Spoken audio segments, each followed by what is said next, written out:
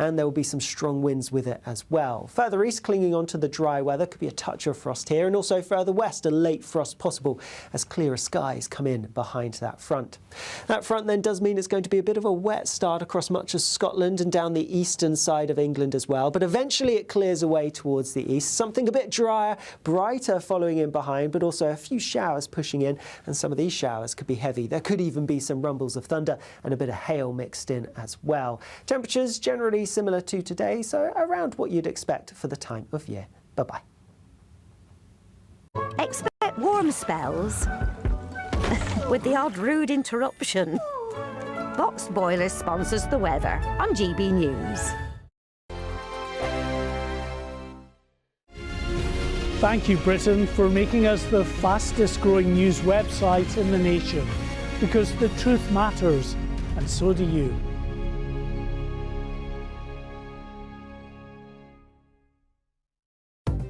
Good morning. This is the latest AI travel news from GBNews.com. The M73 northbound is restricted after junction 2 Baillieston due to a collision. The M4 westbound is congested at junction 30 Cardiff Gate off-slip. In Cheshire East, the M56 eastbound entry slip at junction 7 has a road traffic incident causing 15-minute delays. Derbyshire's A38 southbound between the A50 and A5132 faces 10-minute delays. A broken-down vehicle on the M27 westbound between junctions 10 and 9 in Hampshire results in one lane closed. And on the trains, there's disruption between Liskeard and Looe on Great Western Railway, and no trains are running between Hull and Beverley on Hull trains. For more travel news, go to gbnews.com. This is GB News, Britain's news channel.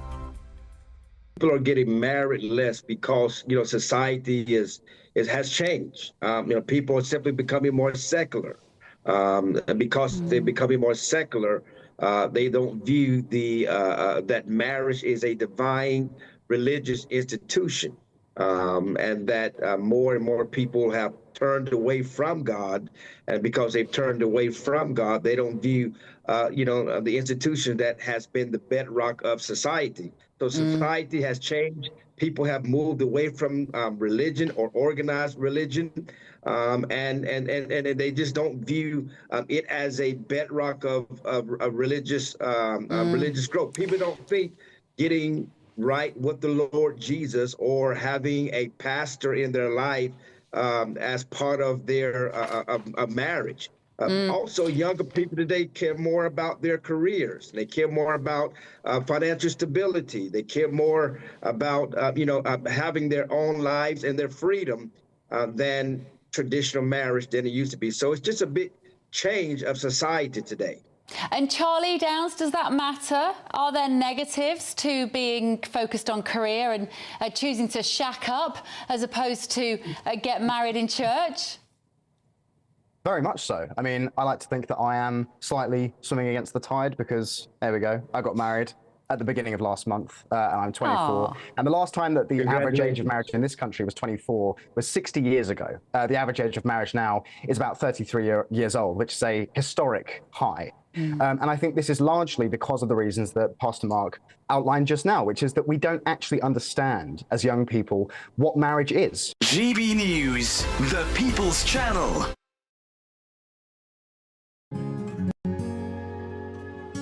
All too often, people will be sitting at home watching a press conference live, and they'll hear loads of questions being asked, and they'll be thinking, that's not my question. That's not my concern. We don't care whose feathers we ruffle. We ask the questions that you want answering. You're all standing on the street protesting and want to have an open discussion. My name is Patrick Christie's. I do a show for GB News in the UK. Is it possible to talk to you quickly? Journalism in this country has been a cosy world full of groupthink until now. Well, this is the best view ever of Whitehall, looking out across all the tractor drivers of England who've come together to make their point. Hello, so as you can see, I'm here in Westminster as the protest begins. Yes, I'm very much in the thick of it. We're challenging narratives here at GB News, and that's what sets us apart.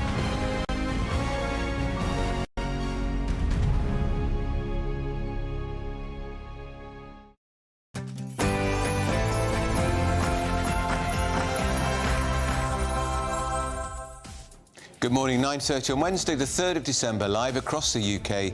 Britain's Newsroom with Andrew Pearce and Miriam Cates. Well, the Reform UK leader Nigel Farage has slammed reports that he expects an election deal with the Tories to pave Reform's path to Downing Street, calling it ludicrous. Well, he says they betrayed him back in 2019. He wants nothing to do with them. But is that really credible? Can he get to number 10 without them? Well, Scottish Labour is to call on the government to urgently clarify whether an inquiry into grooming gangs in Scotland will be held. And that demand for a clarification comes as Professor Alexis Jay has said that an inquiry is needed in Scotland, as many survivors and victims have also demanded an investigation. And an official inquiry is being launched into the royal family's Crown estate to examine the value for money to taxpayers sparked by Andrew Windsor's stay at the Royal Lodge in Windsor, which apparently he's left in a state of gross disrepair. Well, I've settled 8 wars. This would be the 9th, and our people are over in Russia right now to see if we can get it settled. Not an easy situation, let me tell you. What a mess. Well, President Putin has declared that Russia is ready for war with Europe after US peace talks on Ukraine have broken down. And a high number of people are now contacting their GP surgery online rather than by phone. But has it worked for you? Do you still join the huge phone queue at 8 o'clock in the morning?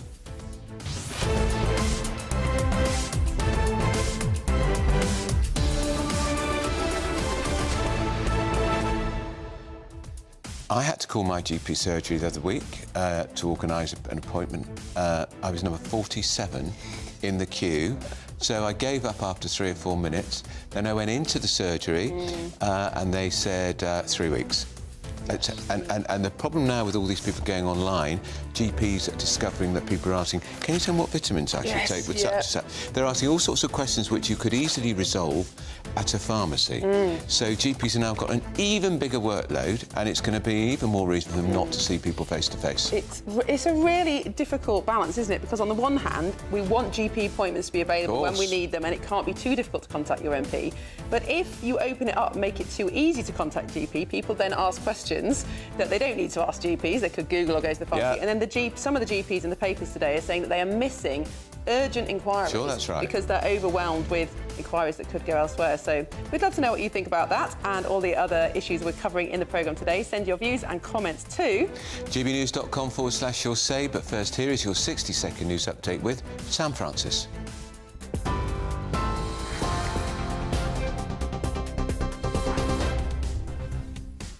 Very good morning to you. 9:33. Well, Ukraine peace talks have hit another deadlock. Moscow says the latest round with US negotiators was constructive, but admits no compromise on territory. It comes as NATO leaders are meeting in Brussels today.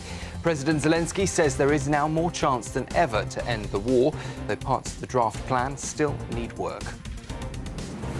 The price of the COVID inquiry keeps climbing. The government confirming it's spent over £100 million responding so far. That's on top of the inquiry's own £192 million cost, now on track to become the most expensive public inquiry in British history. A parliamentary probe has said the collapse of the high-profile China spy trial wasn't a cover-up, but they have confirmed a shambolic process that they say was riddled with systemic failures. MPs found no deliberate attempt by the government to protect UK-China relations. The government's hailing a major shift in GP access, with more patients now going online than calling surgeries directly.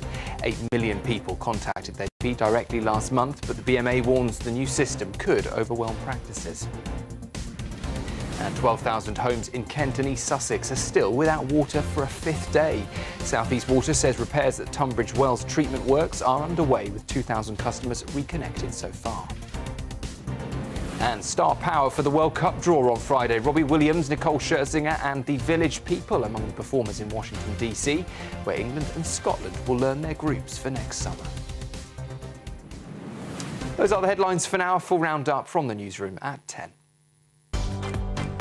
Tune into GB News Radio wherever you are. Online, on DAB digital radio, on TuneIn, on Radio Player and on your smart speaker. Just say, play GB News.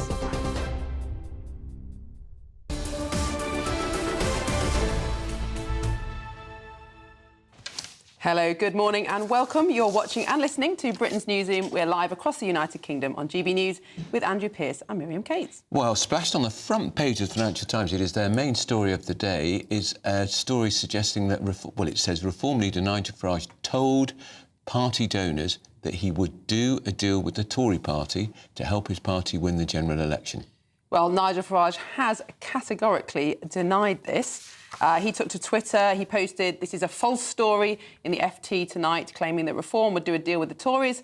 "After 14 years of dishonesty and lies, they should never be forgiven. The idea I'd work with them is ludicrous." But you see, this has been a persistent suggestion that they would, Miriam, as you know. If you think about our own Jacob Rees-Mogg, he lost his seat down in Somerset. If the Tory vote and his vote, Reform vote, had been combined, he'd have won that seat comfortably. Yep.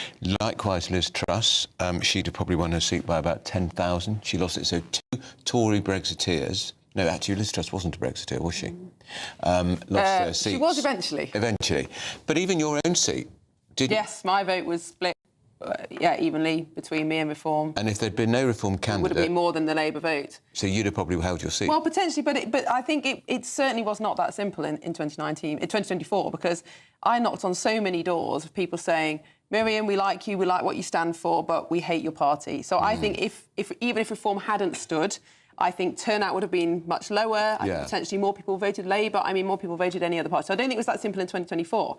However, at the next election, it's going to be very interesting to see what happens, because at the moment, obviously, the Conservatives are on very low, about 18% in the polls. But if they would come back up to about 22, let's say, which is not unfeasible as we come before an election, you then would be looking at the vote on the right is so split that Labour could easily come back in again. Yeah. So Reform and Tories will have to decide what do they hate more, each other or the Labour Party. And there's no way Nigel Farage wants another Labour government. Exactly. Who does? The mess they make of everything. Let's talk to our chief political correspondent, Catherine Forster, who's with us in the studio. The fact that it's on the front page of Financial Times gives the story a bit of heft, Catherine. Yes, and from several sources as well, different people who've told the FT that there is talk of some sort of either merger. Nigel Farage says it would have to be a reverse takeover by Reform of the Tories, or some sort of deal where perhaps they agree not to stand in certain seats, such as we saw back in 2019, because, of course, Boris Johnson was helped to that 80-seat majority because Nigel Farage and the Brexit Party, as it was then, agreed not to stand or just field paper candidates in certain seats. Now, Nigel Farage felt very badly burnt from that, in that it gave Boris Johnson and the Tories the opportunity to do Brexit properly as he thought. Nigel Farage thinks that that opportunity has been squandered and he doesn't want to go there again. So, I mean, he has hit back on this very fulsomely. But a couple of things. First of all, Reform are about 30%, aren't they?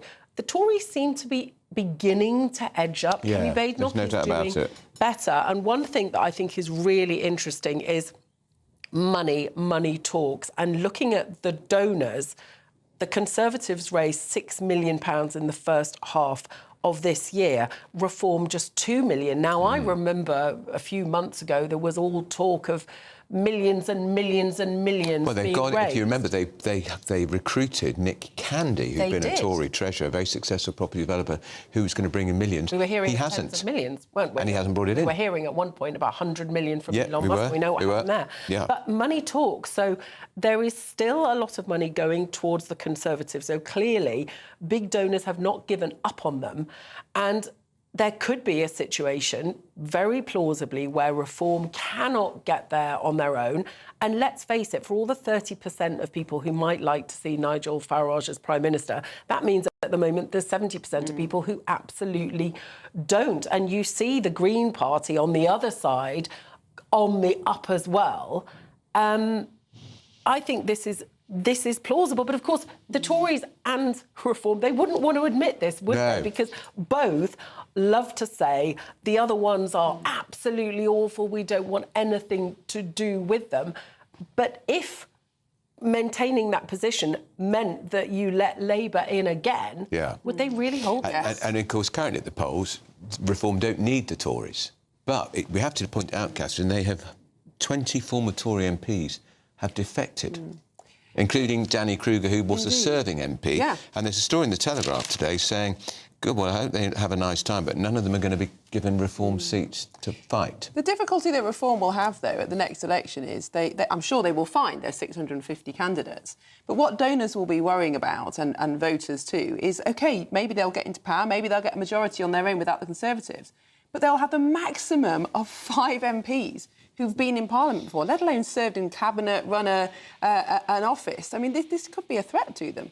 Yes, it absolutely could. I mean, Nigel Farage has admitted that their biggest problem is lack of experience. Yeah. It's one thing to say I've run a business. Running a business is not the same as being in government. I mean, Labour came in after 14 years in opposition with all these big plans. Things have not gone terribly well for them, to put it charitably. And also, as you say, Reform is chock full of Tories. I mean, under Nigel Farage's tweet, there's a parody Nigel Farage that said, Reform would never work with Tories apart from Lee Anderson, Nadine Dorries, Danny Kruger, Andrea Jenkins, Jonathan you know, the list goes on and on. 20 former Tory MPs have gone over to Reform, including Nadine Dorries, the great champion of Boris Johnson, and now, you know, a sitting Tory MP, Danny Kruger, incredibly well thought of, a serious person. And just on Monday, the former Deputy Tory Chair, Jonathan Gullis. So it is a party that says they hate the Tories, but is in fact full of them. Yeah. I think the thing, it's not about policy anymore. There's very little to choose between them. The Tories have moved to the right on immigration. Farage has moved to the right on the economy. It's all about trust now. It's not about policy. That's going to be the deciding factor, I think. Well, we'd love to know what you think about this, as always. And just a reminder, friends of GB News can vote in today's You Decide poll for free by scanning the QR code now. And we're asking, I wonder what, has the budget damaged your saving plans? Oh, Miriam, what's the verdict so far? Well, it's pretty close, Andrew. So far, 94% of you have said yes, 6% of you had that said stubborn no. 6%. Rachel Reeves, the Chancellor's family, is getting bigger and bigger. That's right. Well, what if you had no savings in the first place? A lot of people would say it hasn't made any difference. Dear me. Well, still ahead, the Royals and the Prime Minister will be welcoming the German President of Britain today for his state visit. Will we just be cosing up to the EU again? And up next, could we soon see an inquiry into grooming gangs in Scotland? Find out why in just a few minutes. But first, if you're in search of some holiday sun, here's the forecast for some of our top European destinations.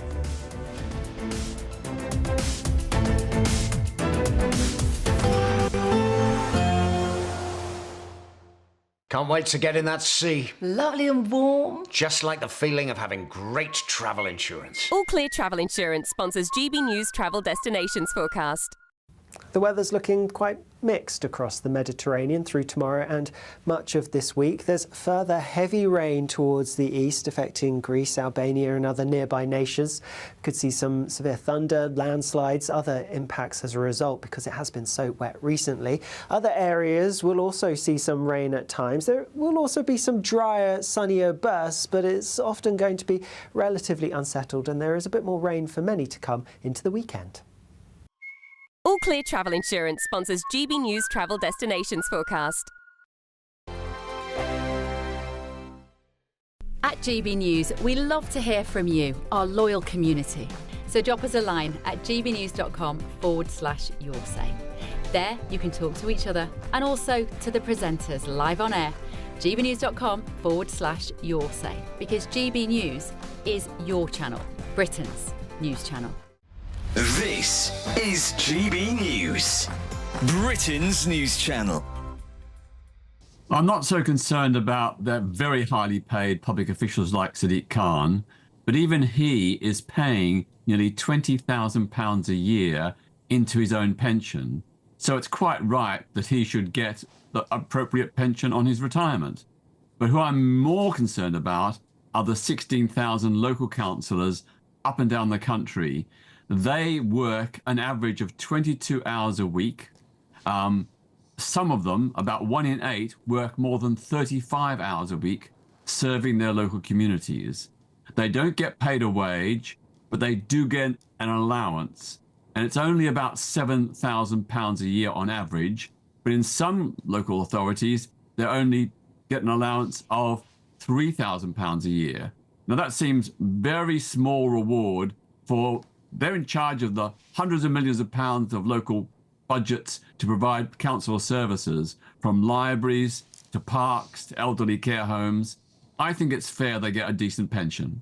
Being a councillor isn't a full-time job. As you said, it's 22 hours a week. It's not a full-time job. Most people work 40 hours a week, and they won't get a pension, an inflation-busting, gold-plated pension. It just feels very, very unfair when a time when we're being asked all working people to contribute more. Some councillors do not do a very good job, but those councillors, it's up to the local voters to vote them out.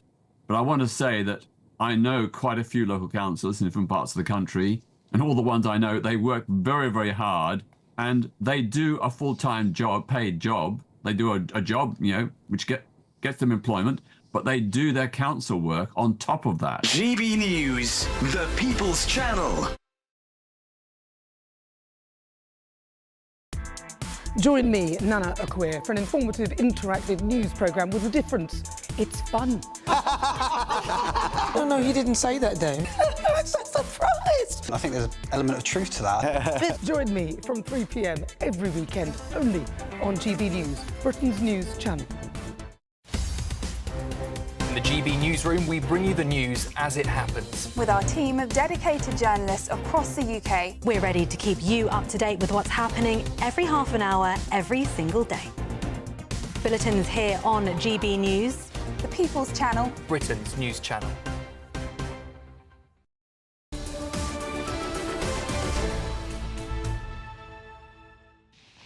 Welcome back. It's 10:15. You're watching and listening to Britain's Newsroom on GB News. I bet there's quite a lot of people who have strong views on whether Reform should or shouldn't do a deal with the Tories. They do, although it is a little bit split. So Andy says Reform will be the next government. There is no doubt. There is a revolution happening before your very eyes. But Colin says only real Tories should be allowed into Reform. The wet Tories killed off the Conservative Party. Then Richard says, read Nigel's lips, no deal with the Tories. But Tom says reformed Conservatives. The only way to get our country back is to boycott all the traditional parties. I mean, it could be a name for a merger, couldn't it? The Reformed Conservatives. Yeah, but I mean, they will Reform's leadership will be looking at the polls and thinking what they have to do is stop Labour getting back in. Particularly with this week, we're seeing. Have you seen? It's a little hardly got any coverage this morning. Nick Thomas-Symonds is a Cabinet Office Minister who's handling the reset with the EU. He's been quietly promoted to the Cabinet.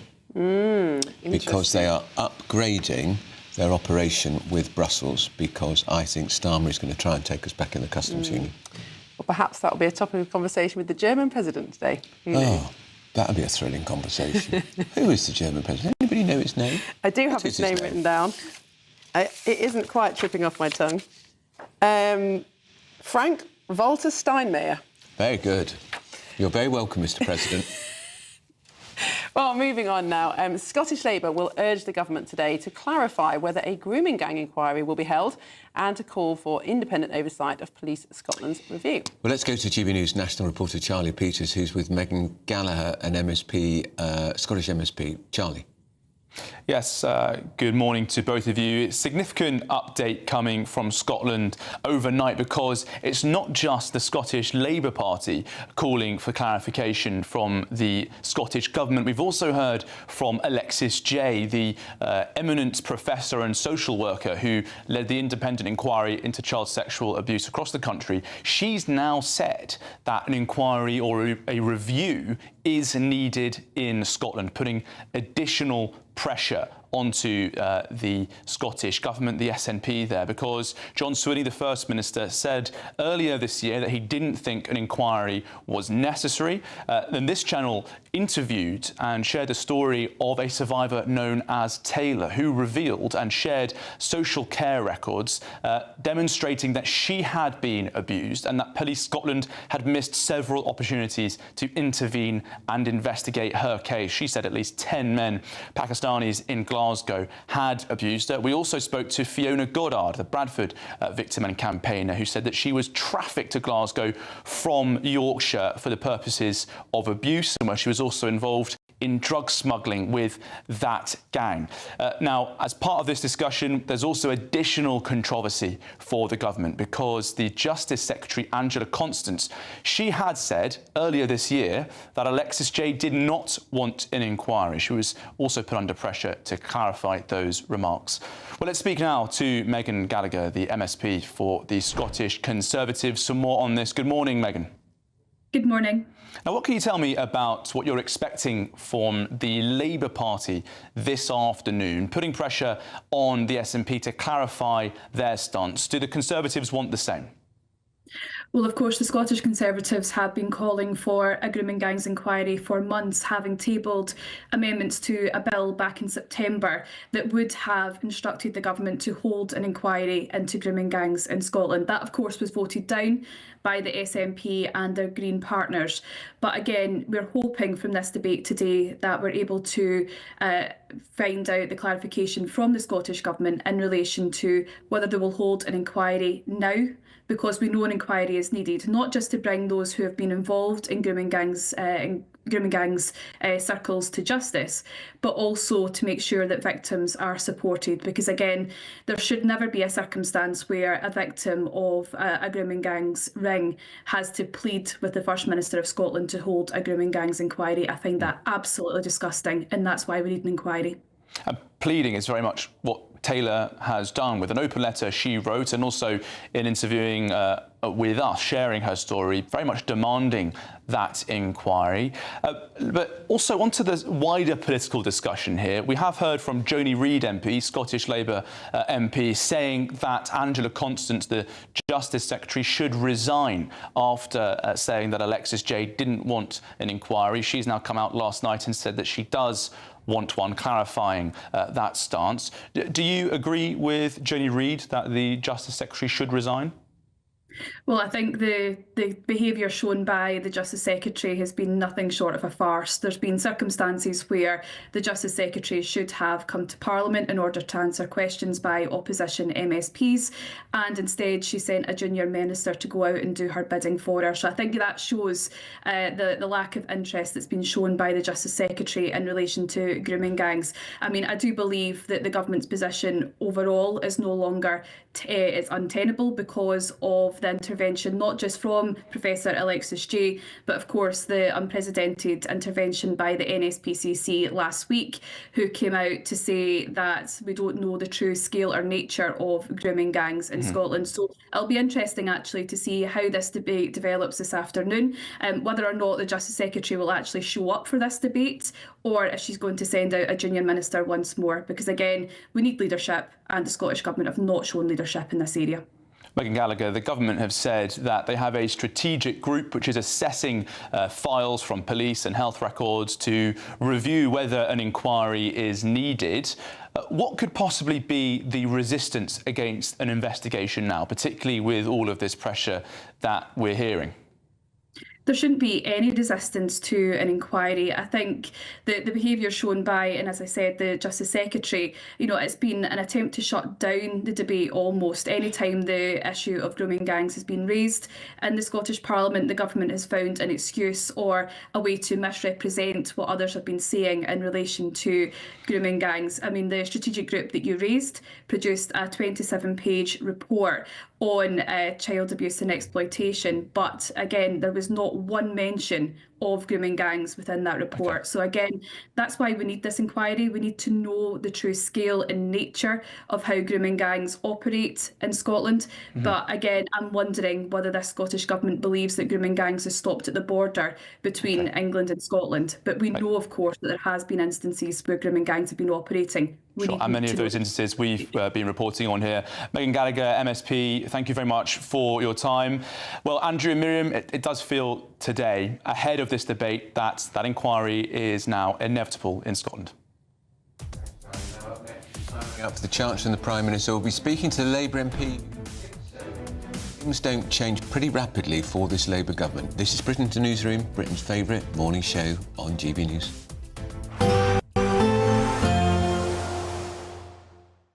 Expect warm spells with the odd rude interruption.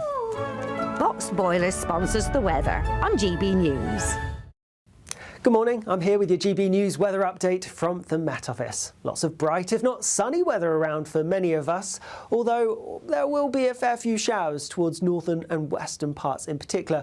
Also some southern southeastern counties seeing a few showers pushing through at times, but across central and eastern areas a lot of dry, bright, sunny weather to be had. Like I said, a fair few showers towards the north and west. Some of them could be a little bit on the heavy side, and worth bearing in mind, whilst winds will be a little bit lighter than yesterday, still a bit of a breeze towards the north and west as well. Temperatures are around average for the time of year, most places getting into high single figures or just about low double digits towards the south.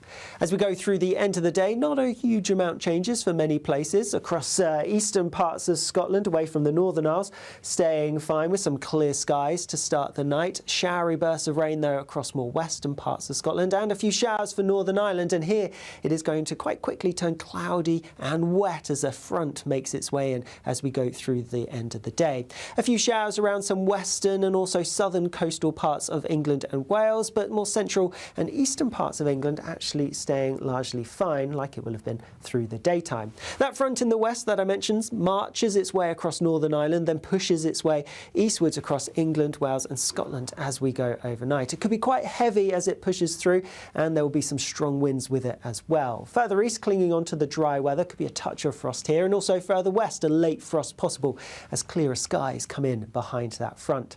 That front then does mean it's going to be a bit of a wet start across much of Scotland and down the eastern side of England as well, but eventually it clears away towards the east. Something a bit drier, brighter following in behind, but also a few showers pushing in, and some of these showers could be heavy. There could even be some rumbles of thunder and a bit of hail mixed in as well. Temperatures generally similar to today, so around what you'd expect for the time of year. Bye-bye. Expect warm spells with the odd rude interruption. Box Boiler sponsors the weather on GB News.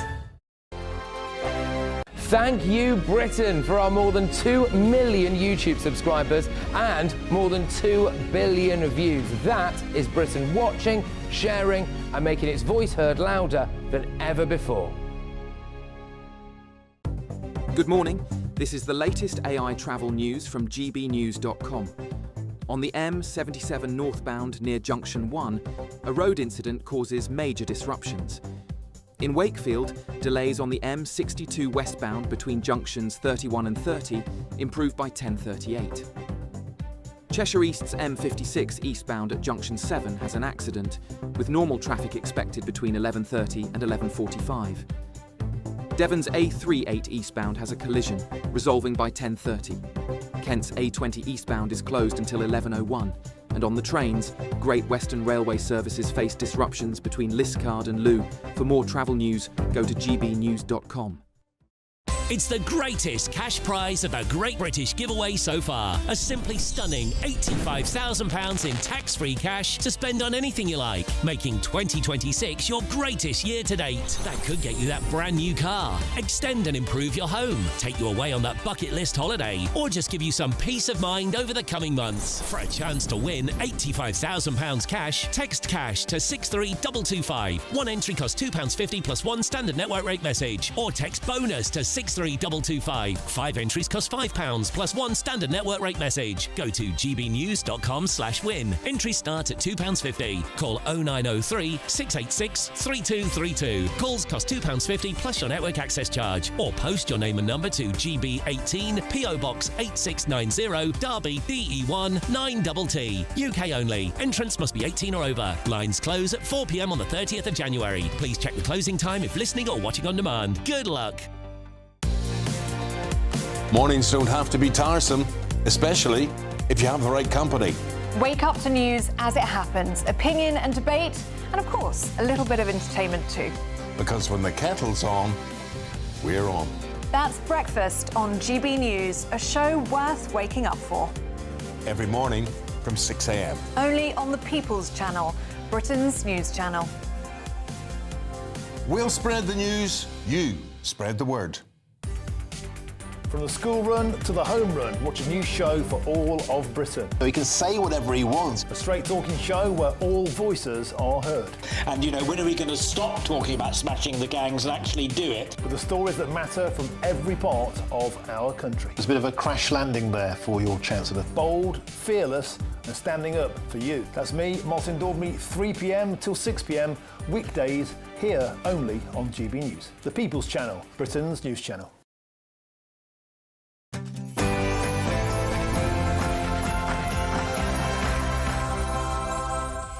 Good morning, it's 10 o'clock on Wednesday the 3rd of December. We are live across the United Kingdom. This is Britain's Newsroom with Andrew Pearce and Miriam Kate. So Reform leader Nigel Farage has slammed reports on the front page of the Financial Times that he expects an election deal with the Tories to seal his path to power in Downing Street. He calls the reports ludicrous. Well, elsewhere, Scottish Labour is to call on the government to urgently clarify whether an inquiry into grooming gangs in Scotland will be held. And that investigation, a lot of pressure building up now as Alexis J, the eminent social worker, has said that an inquiry is needed. Sources in Scotland suggest one could be coming. And an official inquiry is being launched into the Crown Estate to examine whether it's value for money to the taxpayer. Well, they've settled 8 wars. This would be the 9th, and our people are over in Russia right now to see if we can get it settled. Not an easy situation, let me tell you. What a mess. President Putin has declared that Russia is ready for war with Europe after US peace talks on Ukraine have broken down. And senior royals and the Prime Minister will welcome the German President, but you can't wait, Frank-Walter Steinmeier, to Britain today for a state visit. But is this just more cosing up to the EU again? Well, elsewhere, a higher number of people are now contacting their GP surgery online rather than by phone. Has this worked for you, or do you still have to join the huge phone scramble at 8 o'clock in the morning?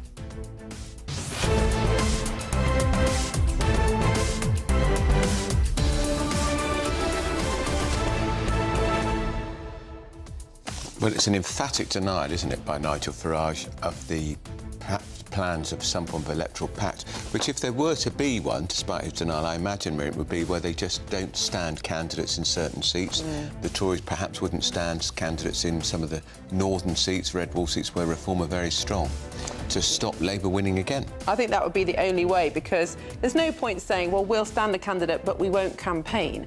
Because I'm not actually sure that those kind of campaigns, knocking on doors, posting leaflets, makes all that much of a difference. People vote by party at the end of the day. And if you had 2 separate candidates, one from Conservatives, one from Reform, it possibly would split the vote. But, you know, let's see what happens. 2.5 years, it could be that Reform hit through the 30% ceiling, go to 35, perhaps even higher. Then there's absolutely no incentive for them to do a deal with the Tories. So let's say they drop down to 27, Tories up to 23. And the Tories are edging up slowly, very slowly, in the polls. Interesting. And the money is still pouring into the Tory party. Even though they're so far behind in the polls, because I think a lot of big businessmen and donors think the only way to stop Labour winning again is to vote Tory. Well, also, I think they're worried about what might happen if Reform come to power with no experience in government. And, you know, all the things that Farage is saying about the Conservatives letting people down, especially on immigration, are absolutely true. But on the other hand, it takes about 2 or 3 years just to learn how to be a backbencher MP before you understand how Parliament works, how to pass legislation, how to work like that. A Parliament full of an entire government that has no parliamentary experience is probably quite frightening for business leaders. Well, it means Nadine Dorries would be a very senior figure in a Reform government. She'd be put in the House of Lords because she was in the cabinet under Boris Johnson. She's defected. She's no longer an MP. Nigel Farage would put her in the House of Lords because she'd be the only one who'd have a clue what it's like to be in government. Well, it's a massive logistical challenge for Reform, not just to find the candidates, but to make sure they are people who actually, once they got into Parliament, would know how the place works. Well, we'd love to know what you think about that and all the other issues we're covering today. Just visit gbnews.com/your say. But first, here's the news with Sam Francis.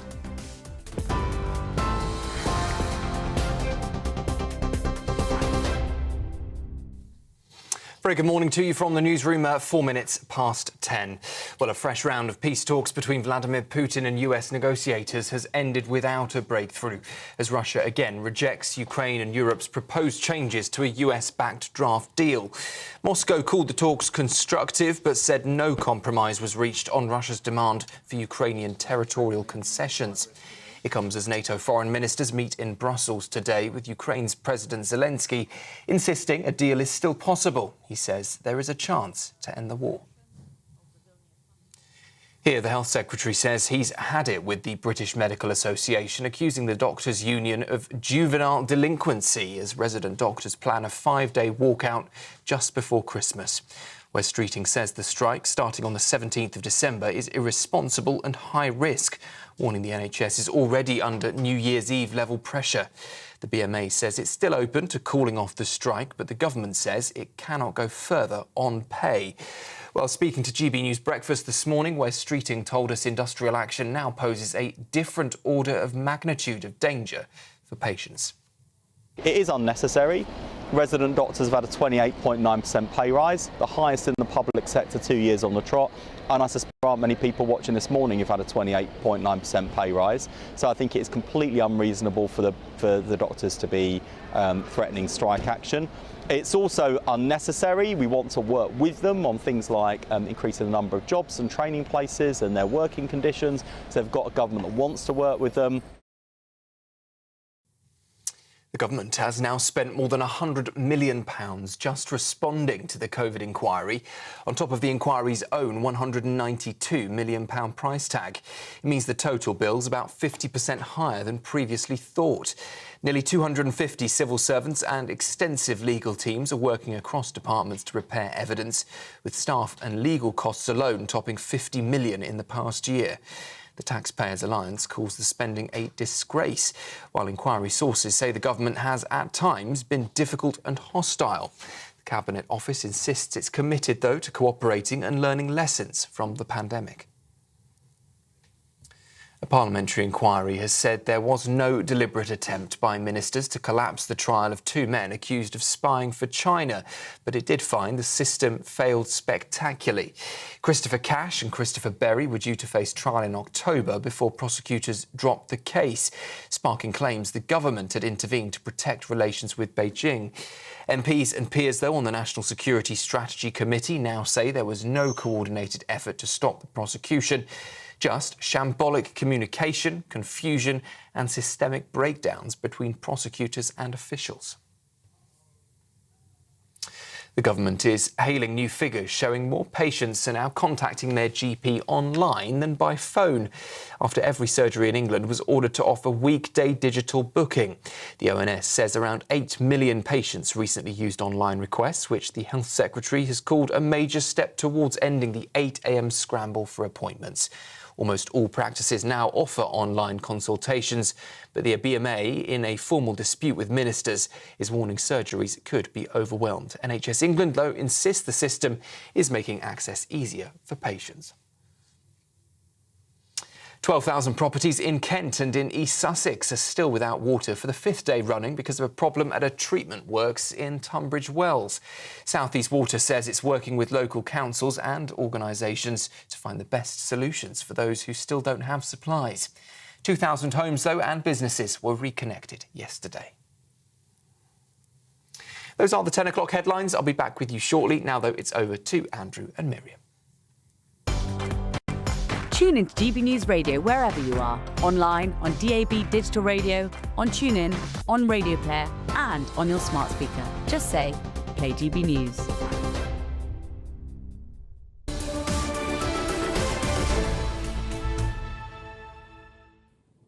Hello, welcome back to Britain's Newsroom. We're live across the United Kingdom on GB News with Andrew Pearce and Miriam Cates. Well, should we have another look? You'll say is a very busy place this morning. Mike says Reform is the only Conservative party. The Tory party makes all the right noises, but very few Conservative decisions. It's packed full of globalist wet Liberals. Dawn says Farage is talking like Starmer. It's always someone else's fault. Dave says that Reform UK are only accepting the best people out of the Tory party. Don't forget the Tory party used to be a government that many of us wanted, but too many woke lefties joined it. I'm not sure that the serried ranks of 20 defectors from the Tory party would represent the best of the Tory party, actually. I mean, only one was a senior minister, Nadine Dorries, who I was a big fan of and still am. But you wouldn't say they're the biggest noises. And some of them, Danny Kruger, very clever, you know him very well. But, I mean, I think some of them have gone to Reform because they want seats and they think they can win them. Well, possibly. Or, I mean, I don't know the reasons why the ones who have joined Reform have, but certainly people like Jonathan Gullis, who I worked very closely with in the last Parliament, he and I and many others consistently stood for lower immigration, all these kind of things that Reform now absolutely embodies. So in terms of policy, it's not a big move for those people. I think the big question is, as one of our viewers said, about Liberals in the Conservative Party. People elected a Conservative government in 2019, but found that a good half of the Parliamentary Party were actually not that Conservative at all, and that's what let the government down, really. So I suppose Reform are very, very keen not to let any people with those views in.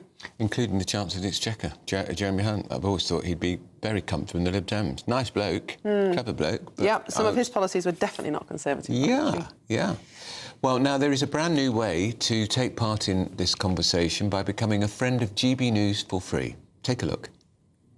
Join the community and be part of our shows by becoming a friend of GB News. Get a direct line to join the conversations that you hear us talking about every day in our programmes by commenting on Your Say and voting in You Decide polls. Access opinion, analysis and behind-the-scenes videos as we share more from the stories that you see on TV and radio. Plus, watch our shows live and on catch-up anywhere, anytime. If you love our channel, become a friend of GB News for free by scanning the QR code or going to gbnews.com/friend. Don't just watch our programmes, come and be a part of them. Well, splashed on the front page of the Financial Times this morning is a story about the Reform leader, Nigel Farage. The story claims that Mr Farage had told donors that he would do a deal with the Tories in order to help his party win the next general election. Well, Mr Farage has categorically denied this, saying on social media, a false story in the FT tonight claims Reform will do a deal with the Tories after 14 years of dishonesty and lies. He's talking about the Tories. They should never be forgiven. The idea I'd work with them is ludicrous. Well, let's bring in a Labour MP, the MP for Blackley and Middleton South, Graham Stringer. Graham, good morning. Welcome so much to the programme, as always. Now, what do you think about this story about a potential Reform and Conservative merger? If it were to happen, would that be the end for Labour's chance of re-election? I agree with what you were saying. I don't think it's going to happen.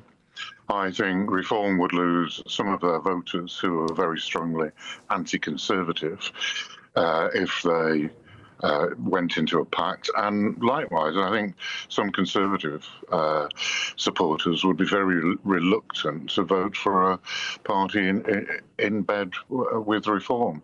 So on the surface, it looks like potentially a winning form. You just add the support from both sides and you get over 40%. In reality, I don't think you can add them. Now, Graham, there's a poll today suggesting, a YouGov poll, normally pretty accurate pollster, suggesting that public support for the budget is lower than it was after Liz Truss's disastrous mini-budget.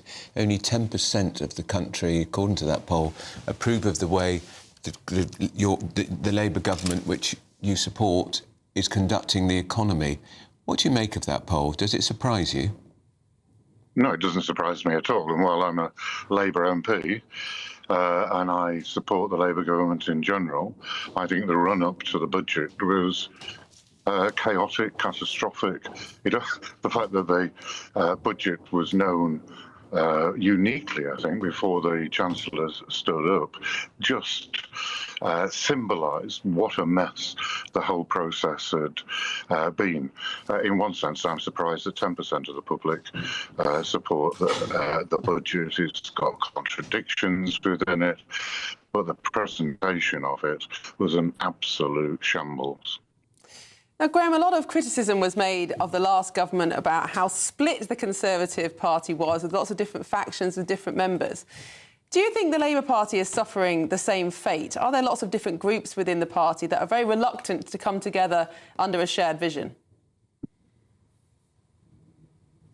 There are always different groups in political parties, but actually my observation at the start of this Parliament was that the Labour Party was the most united that it had ever been in entering into government, including the 45 governments. The centre had handpicked many of the new 240 Labour MPs. They were bright-eyed and bushy-tailed and ready to support the government. Those of us who'd been in opposition were relieved there was a Labour government, and we thought that, to quote a phrase, things could only get better. Come the first budget, it shocked many MPs. So I think that's the reason that there isn't the unity that I and many others expected. The scrapping of the winter fuel payment, the attack on welfare benefits, the failure to think about it, come back with better proposals, they're the reason that the Labour Party, the Labour government rather, is in disarray. I've lost track, Graham, of how many emails and contacts I've had from nurses who are dismayed that when these thresholds are frozen again by a Labour government, that they will almost certainly be dragged into the 40p tax rate. They said that's not why we voted Labour at the last election. Why are nurses, of all people, being treated as high-rate taxpayers? Do you share that anger? I do. The most progressive, the most redistributive part of the tax system is to start with the tax-free element and then the lower tax band. If you freeze that, you're effectively pushing low-wage earners into tax. It is the worst possible way of dealing with increasing tax because you hit the poorest earners. Those people who've not been paying tax before and those people on lower wages will end up paying 40% in tax. So I do share it. I've said it publicly. I've said it in debate in the House of Commons. I think the whole approach to the budget has been confused, to be polite. And just briefly, you've got critical elections in May, Scotland, Wales, throughout England. If they're as bad as perhaps some people suspect, can the Prime Minister and his Chancellor soldier on, or would they have to do the right thing and go? Well, I think there is likely to be a challenge in May if the results are as bad as expected.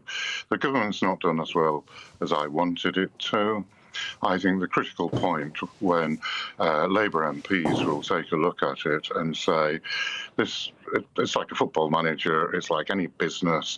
If the business, if the political party, if the government isn't performing, then there has to be an assessment of whether there is a better way of doing it. And I would expect there could be a challenge to the Prime Minister from within the Parliamentary Labour Party if things don't improve and if we get weak local government election results and poor election results in Wales and Scotland. Graham Stringer, Labour MP for Blackley and Middleton South, thank you so much for your time this morning. And I thought it was really interesting what he was saying there about the centre having handpicked so many candidates, and yet perhaps government isn't quite what they were expecting. No, exactly. Now, Scottish Labour is going to urge the government today to clarify whether a grooming gang inquiry will be held north of the border and call for independent oversight of Police Scotland's reviews. Well, GB News' national reporter Charlie Peters joins us in the studio now. Charlie, quite an interesting mix-up here, how the SNP seem to have misrepresented Alexis Jay's view. And they're in real trouble here, I think, because they've resisted this call for an inquiry for so long. It now feels inevitable that they will have to call for a review, perhaps as early as today. I think it's highly likely we could see some movement from the Scottish Government on this, because they have said consistently for the last few months They've got a strategic group that's looking at this issue, that they're going to take an informed decision based on what the police and what health and what social services and all these authorities tell them. But at the same time, we've been able to put forward testimony from victims in Scotland. We've been able to speak to people who feel as though, and we've had evidence to show this as well, that the police in Scotland haven't done enough to look at this problem, that opportunities were missed and that women and girls were not protected. For them to also say, as Angela Constance, the Justice Secretary, did, that Alexis J does not want an inquiry, and for her to now say that she does, that puts additional pressure on the government. But this issue definitely is not going away. I think some of our viewers were concerned that it might. Last month, when we reported on the testimony of Taylor and her experience of being abused in Glasgow, there wasn't an immediate reaction in Scotland to that, but other outlets did eventually pick up the story, especially after Taylor wrote an open letter to the First Minister, John Swinney. We've had more reporting north of the border on this issue. Other survivors like Fiona Goddard in Bradford speaking about her experience of being trafficked to Glasgow as well. So there's no way out of this for the SNP. They've got this debate later with Scottish Labour raising this issue in the chamber. But by then, perhaps we could see some movement from the government in reaction to all this pressure, in reaction to the testimony from survivors who have been front and centre of this discussion. They've been clear what they want, Miriam. They do want an audit, an inquiry, a further investigation. Perhaps they might get one announced today. Charlie Peters, thank you very much. I know you'll be keeping us updated throughout the day if anything does change. Now it's time for our brand new Great British Giveaway. Your chance to win our biggest ever cash prize. It's an incredible £85,000 tax-free cash. It's about £7,000 extra in your bank every month for all of 2026. Here's how you can win it. It's the big one.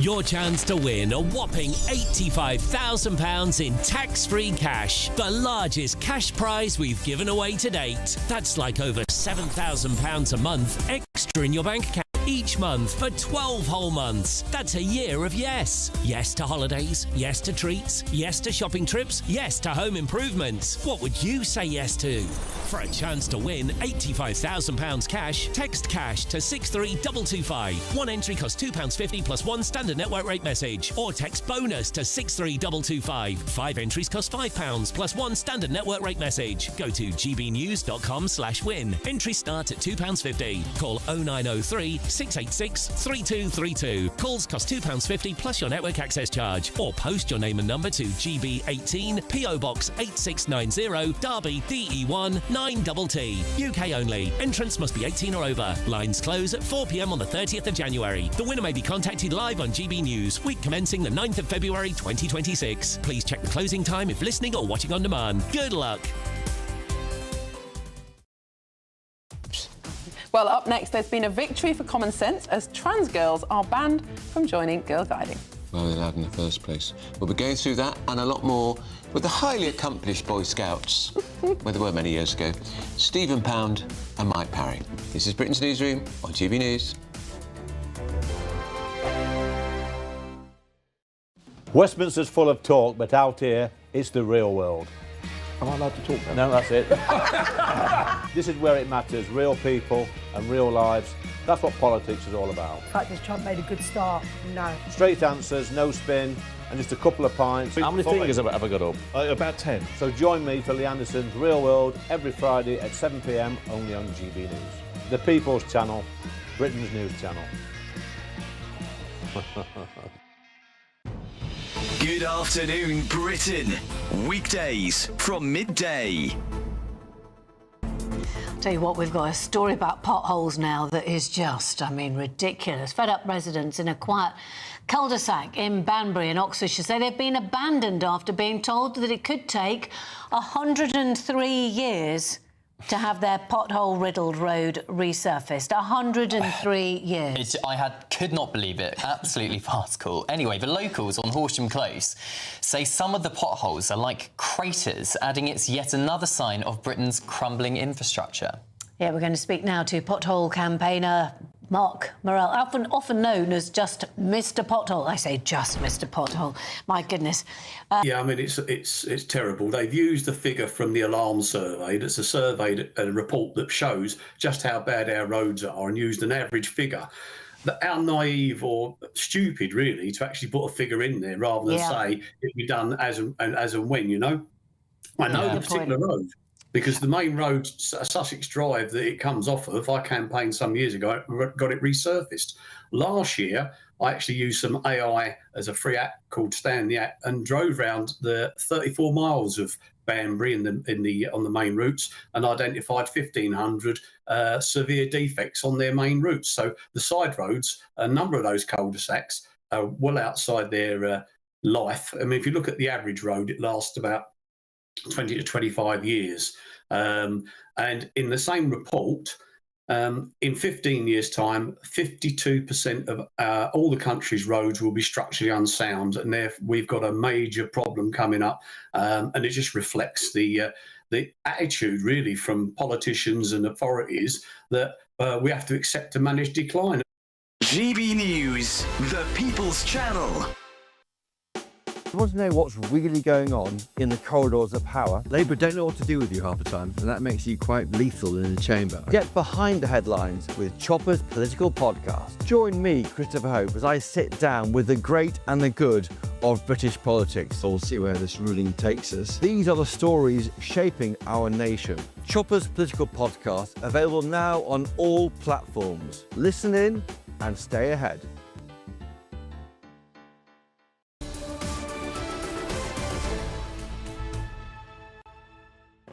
10:25 with Britain's Newsroom with Andrew and Miriam. It's time for Statton and Waldorf. They're here. Mike Parry and former Labour MP Stephen Powell, gentlemen. Now, we want to talk to you about, don't we? Yeah, juries, I suppose. Yeah.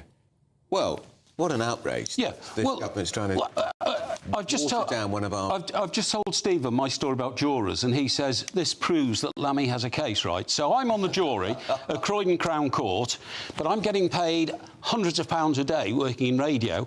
I couldn't care less whether the guy we were trying was innocent or guilty, and it wasn't a crime that badly affected a human being. It was about smuggling drugs in a suitcase through Gatwick Airport, OK? So as soon as the jury was sent out, we walked into the jury room, and before the usher could say a word, I said, right, I'm going to be foreman. I made myself foreman right away. I counted the number who thought the defendant was guilty, that was 8, and I counted the number who innocent, 4, and I thought, right, we're going for guilty, all right? And then I worked on the other 4 very, very hard for about 40 minutes and got them all to see it the guilty way, went back into court, and the guy was convicted, OK? So you could go back to doing your radio... Exactly. For about 3 days, you know, I'd been sitting around waiting and all that, and I was getting paid a lot of money, and they were offering me £27 a day expenses. Yeah. I was outraged. But don't forget, even if you did proceed that case, you still had to be there for a week. But I've got a lot of time for Tony Blair, except for one particular thing. Back in '97, Tony Blair discovered, A, that MPs couldn't serve on juries, and B, that we couldn't get speeding tickets. And so immediately put a stop to both of that. So I found myself down at Isleworth on the Crown Court. And I have to say, the most embarrassing thing was the first 3 cases I was on, each one of the accused said, hello, Steve, how are you? Yeah, well, funny enough, in the corridor... One of them was my brother.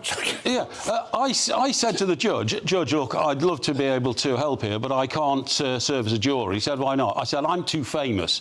He said, what do you mean? I've never seen you or heard of you. I said, look, outside in the corridor, I said, all these jurors want selfies with me, and they want me time because I'm a very famous radio presenter. And he said, oh, it would be delightful to have you then, you know. He wouldn't let me off. I was trying to get off. I didn't want to do it. In all seriousness, if anybody has a sentimental attachment to the jury says, they start going on about Magna Carta and King John and Runnymede and everything, the answer to that, the cure is go and see one in action. Yeah. Because in all honesty, I'd rather be trained by, I'd rather be judged by a pack of trained. But surely there's room for improvement. I mean... Wouldn't it be a good idea to reopen all the courts we've closed? Actually, refund the police. Exactly. Look at Brentford round my way. We have 3 courts there, and there's just 1 there now. Look at they don't have a court. I agree. We can do it. The problem with Labour is, if they come up against a problem The problem with Labour, can I just tell you, this is only 2.5 hours, this programme. Yes, I know. But what I'm saying is, when they found something which is a terrible problem, the idea is just abolish it. So, when they found out that the prisons are too full, let's abolish crime by not sending anybody to prison. And in fact, I tell you what we'll do, we'll let a load of prisoners out instead of tackling the crime problem. And they're doing that now with the Crown Court system. Let's agree abolish it because we can't control it. They're hopeless. The present system doesn't work. You cannot have... It would work if they did it properly. My wife was a magistrate at Uxbridge for the best part of 40 years. She was the youngest magistrate on the Middlesex bench. And the number of times people... Made a poor choice in you. She found me innocent, actually. Carry on. Carry on. Sorry, please. People would actually game the system, and particularly in motoring cases, and they'd ask for a trial by jury. In some cases, you could. And the idea was after 2 or 3 years, some of the people have died, people lost interest. Yeah. That's the real problem. So the reality is, if you're going to actually abolish juries, you're going to have to build more prisons because more people are going to get sent down. Yeah, because judges will send down more people. But we need prisons. We need more prisons. Tried by jury is tiny. It's something like 6% of all cases. Stephen, I mean, you've obviously got a very poor view of your fellow man and jurors' competence, but what's the alternative? Is that all these cases are tried by a judge, and that might be a straightforward, cut-and-dry case with obvious evidence. But for some of these free speech cases, for example, that are more political, would you not prefer to face your fellow peers? In Europe, they have a different system entirely. They have interrogative judges called juge d'instruction, where the judge actually does cross-examine the people. But there is a reason why it's our legal system around the world and not theirs. What we should have is a judge and 2 lay members. It should be a panel. Yeah. The idea is because at the moment... Most don't like panels. The majority, I agree. The majority of judges went to public school and they come from a particular... Yeah, but the point Miriam's just made is... Magistrates do represent the local community. Well, I'm not sure about... The point Miriam's made doesn't go far enough, because we've already seen over the last couple of years some judges think that these climate protesters are not guilty because they've actually got a moral point of view. Yes. It's outrageous that some judges have said, no, they're trying to save the earth, therefore, in my view, they're innocent. That's disgraceful. The jury would say, that's disgraceful. You stop me getting to work. Yeah, exactly. Prison. Yeah. Shall we move on? Yes. Yeah, what about the VV? Yeah, absolutely. Yeah, shame that execution is no longer on the menu. Boys banned... Is that Tory policy? Yeah. It should be, shouldn't it, Steve? Bring back boys banned from Girl Guides in trans revamp. This is a story about how the Girl Guides, for a long time, have let in trans girls, so boys who say they're girls, to the outrage of many parents, but especially when they go on residential trips and allow boys into the room. They haven't been called Girl Guides for years. I mean, it's Girl Guiding UK. Yeah, but they're still known as the Girl Guides, for goodness sake. In this particular case, Yeah. there's actually a couple of parents took the case themselves. To court. Yeah, and I They shouldn't have had to go to court, Stephen. Exactly. They now use the Supreme Court judgment, which everybody says is not going to stand up. The Supreme Court judgment has actually supported these parents. Indeed. And so I think that's, I'd say, it's of sanity. It's the most innocent collection of people you've ever seen. A load of little girls in their brown smocks, the brownies, going off to their brownie meeting and all that. And to think that amongst their number could actually be somebody loitering, pretending to be a female when actually they're a male. I mean, for it to have gone on this long is an absolute outrage. What parent could possibly have had any, succour or comfort that my child's safe when that rule existed? But these organisations have been so keen to virtue signal to not get on the wrong side of the equality. Exactly. That they've got an outrageous safeguarding risk. Yeah. Exactly. An inclusion badge. Can you imagine that? How can children at that age, with their brains still developing, possibly be supposed to get their head around the inclusivity of the little people around them? It's outrageous. What they cared about was map reading and lighting fires. Scouts is another bugbear, because why do they allow girls in? It should be boys only. Yeah, I agree. We've got a choice. I'm sorry. The number of male spaces is decreasing and decreasing and decreasing. No, I totally agree. If you've got Girl Guides and Boy Scouts, why do you need girls in Boy Scouts? Well, they are the Boy Scouts as far as I'm concerned. I mean, I've been plenty of times to the statue in Poole Harbour of the founder, Brownsea Island, the founder of the Boy Scouts there, and people see it as a monument to... The other problem is... A monument. The famous book was called Scouting for Boys, which is slightly unfortunate. Stop it, Stephen. The other problem is that when you have mixed-sex groups, men are much less likely to volunteer. Yes. So the Scouts are, unsurprisingly, facing a problem with getting volunteers because men don't want to do it anymore. Exactly, and of course, those at that formative age, you come to puberty and all that, there is a different level of maturity in girls and boys. This has been proven many times. It's lifelong, Mike. Sorry? I said it's lifelong. Well, it might be lifelong, Miriam, but it starts at that age, about 13 or 14, you know what I mean? And boys are embarrassed I think they catch up at my age. I'm sure. And then it starts to decline. No, I think it's declined... already. So, who are you? Sorry? I'm not sure. I can't remember what story it's Yeah. Panel order, please. We're going to go to our 60-second news update now with Sam Francis. Sam.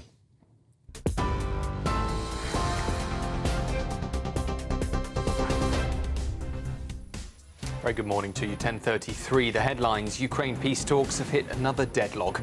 Moscow says the latest round of US negotiations was constructive, but admits no compromise on territory. It comes as NATO leaders are meeting in Brussels today. President Zelensky says there is now more chance than ever to end the war, though parts of the draft plan still need to be worked out. The price of the COVID inquiry keeps climbing. The government confirming it's spent over £100 million responding so far. That's on top of the inquiry's own £192 million cost, now on track to become the most expensive public inquiry in British history. The parliamentary probe has said the collapse of the high-profile China spy trial wasn't a cover-up, but just a shambolic process riddled with systemic failures. MPs found no deliberate attempt to protect UK-China relations. The government's hailing a major shift in GP access, with more patients now going online than calling surgeries directly. 8 million people contacted their GP last month, but the BMA warns the new system could overwhelm practices. And 12,000 homes in Kent and East Sussex are still without water for a fifth day. South East Water says repairs at Tunbridge Wells treatment works are underway, with 2,000 customers reconnected yesterday. And star power for the World Cup draw on Friday. Robbie Williams, Nicole Scherzinger and the Village People among the performers in Washington, D.C., where England and Scotland will learn their groups for next summer. Those are the headlines for now. I'll be back with you at the top of the hour. Take the GB News family with you on any device. As long as you have an internet connection, tune into GB News anywhere on the planet or beyond.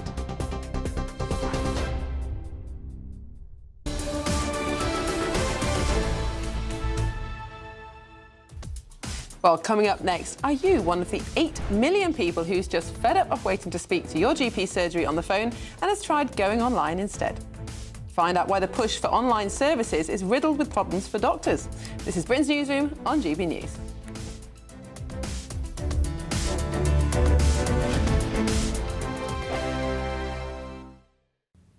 Good morning, I'm here with your GB News weather update from the Met Office. Lots of bright, if not sunny weather around for many of us, although there will be a fair few showers towards northern and western parts in particular.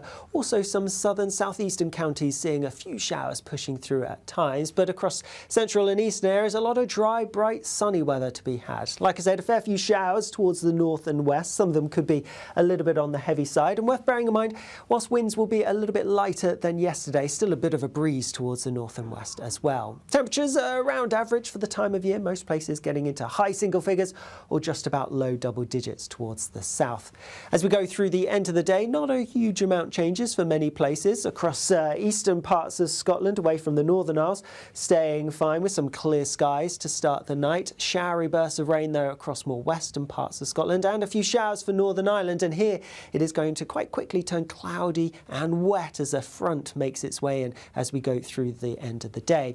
A few showers around some western and also southern coastal parts of England and Wales, but more central and eastern parts of England actually staying largely fine, like it will have been through the daytime. That front in the west that I mentioned marches its way across Northern Ireland, then pushes its way eastwards across England, Wales and Scotland as we go overnight. It could be quite heavy as it pushes through, and there will be some strong winds with it as well. Further east, clinging on to the dry weather, could be a touch of frost here, and also further west, a late frost possible as clearer skies come in behind that front. That front then does mean it's going to be a bit of a wet start across much of Scotland and down the eastern side of England as well, but eventually it clears away towards the east. Something a bit drier, brighter following in behind, but also a few showers pushing in, and some of these showers could be heavy. There could even be some rumbles of thunder and a bit of hail mixed in as well. Temperatures generally similar to today, so around what you'd expect for the time of year. Bye-bye. Thank you, Britain, for sharing over 5 million comments on your say, because when you talk, we listen.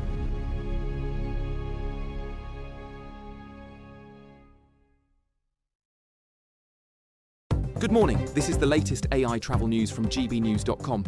Currently, there is a road traffic collision on the M77 northbound at Junction 1 causing delays. In Lancashire, the M55 eastbound between Junction 3 and Junction 2 has a broken down vehicle leading to the closure of one lane. Normal traffic conditions are expected later. Meanwhile, in Surrey, on the M3 westbound between Junction 2 and 3, a broken down vehicle is causing congestion with one lane closed. Motorists should expect delays and allow extra time for their journey. And on the trains, there is disruption on the cross-country line between Brockenhurst and Southampton Central, as well as on the Great Western Railway line between Liscard and Looe. For more travel news, go to gbnews.com.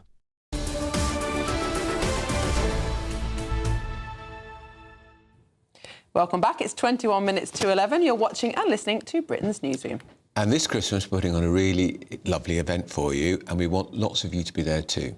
On Saturday, the 13th of December, so that's a week on Saturday, you're invited to join the GB News family for our Carols by Candlelight concert. For your chance to be with us, you can apply for tickets by scanning the QR code, which is on the screen right now, or by going to gbnews.com/carols.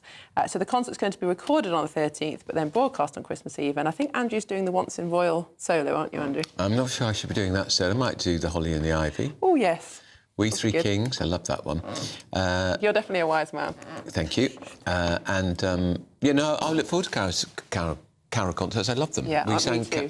As children, we sang carols around the Christmas tree on Christmas Eve, and then we go to bed, and then we get up for midnight mass. Ah. Yeah. Did you ever go to the Christingle where you get given a satsuma and a candle? Yeah. My brothers used to try and set fire to anything that they could find. Yes, of course, but that's dangerous, aren't they? We then went to mass the next day as well.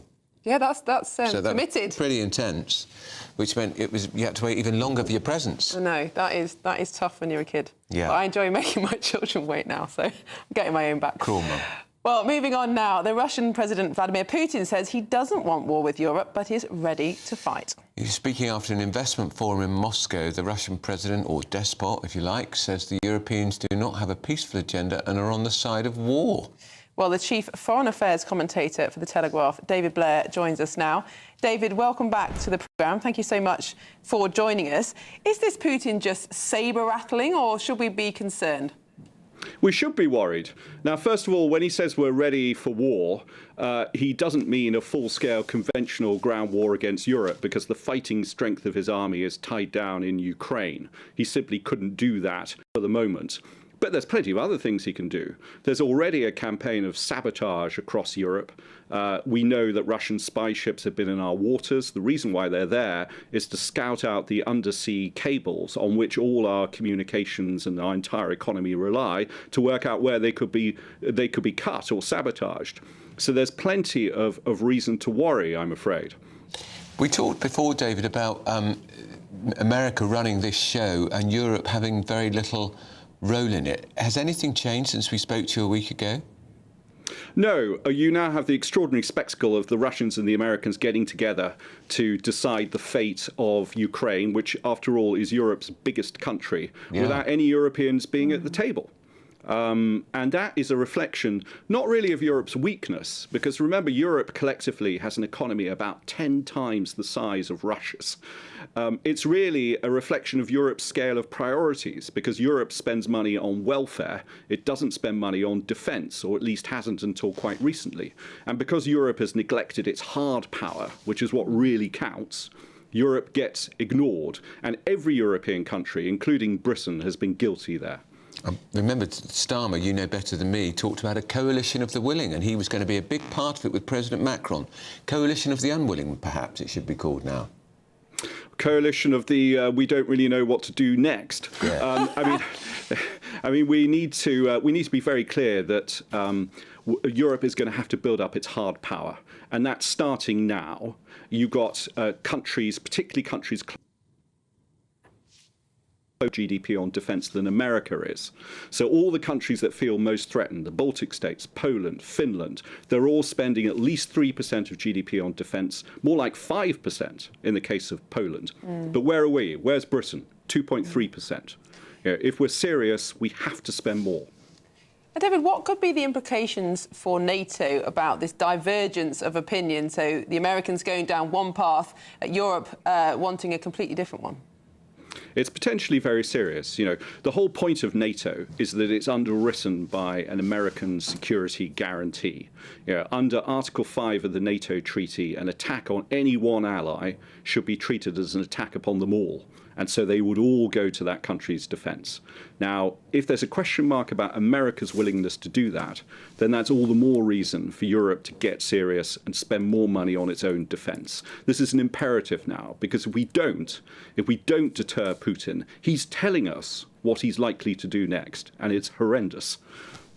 What of the European Union, David? It's a big organisation, 27 countries, packs a lot of punch. Is it floundering on the diplomatic stage on this issue as well? Well, the truth is, all European countries are being squeezed out. And they're being squeezed out because over the years they haven't invested in the hard power that buys you a place at the international table. Now, the situation is recoverable. They are now beginning to spend more money. But they're going to have to get serious, and they're going to have to give even more support to Ukraine. So, for example, at this moment, Europe is sitting on at least 200 billion euros of frozen Russian assets. If they seized those assets and gave them to Ukraine, that could have strategic effect. It could be a game changer. But they need to have the will to do it. And there's all sorts of plans and all sorts of schemes, and most European countries now say they're in favour of doing exactly that. But the European Central Bank is blocking it.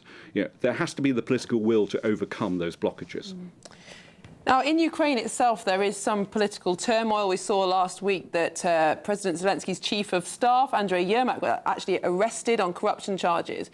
What implications do you think that this political crisis has for the potential peace process?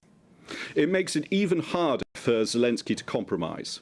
A politically strong leader can afford to make some concessions in the interest of peace. A politically weakened leader, such as he now is, has very little room to do that. So it makes it even harder. But frankly, for as long as Russia continues to say, you know, they just want the destruction of Ukraine, there's not really much to argue about. And the truth is that's what Putin wants. So don't be distracted by this talk of whether this or that piece of territory might satisfy him. This is not a war for territory. This is a war that Putin is fighting to dominate Ukraine and rebuild the Russian Empire, and only hard power will stop him. Just a tiny little question for you, David, at the end. The German president is here today as part of a state visit. Is this part of Sir Keir Starmer's warming of relations with the European Union, part of the reset? Yes, I'm sure it is. But to be perfectly frank, Andrew, the German president is the last person I would listen to on this subject, because when he was German foreign minister, he was just about the most ardent apologist that the Russians had. So I would not listen to him for one moment. Very interesting. Fascinating. Always is interesting. David Blair, Chief Foreign Affairs Commentator for the Daily Telegraph. Thanks for joining us. Now, still ahead. The excitement is building. It's reaching fever pitch for the arrival of the German President, Frank-Walter Steinmeier. But first, if you want some of that elusive holiday sun, here's the forecast for some of our top European destinations.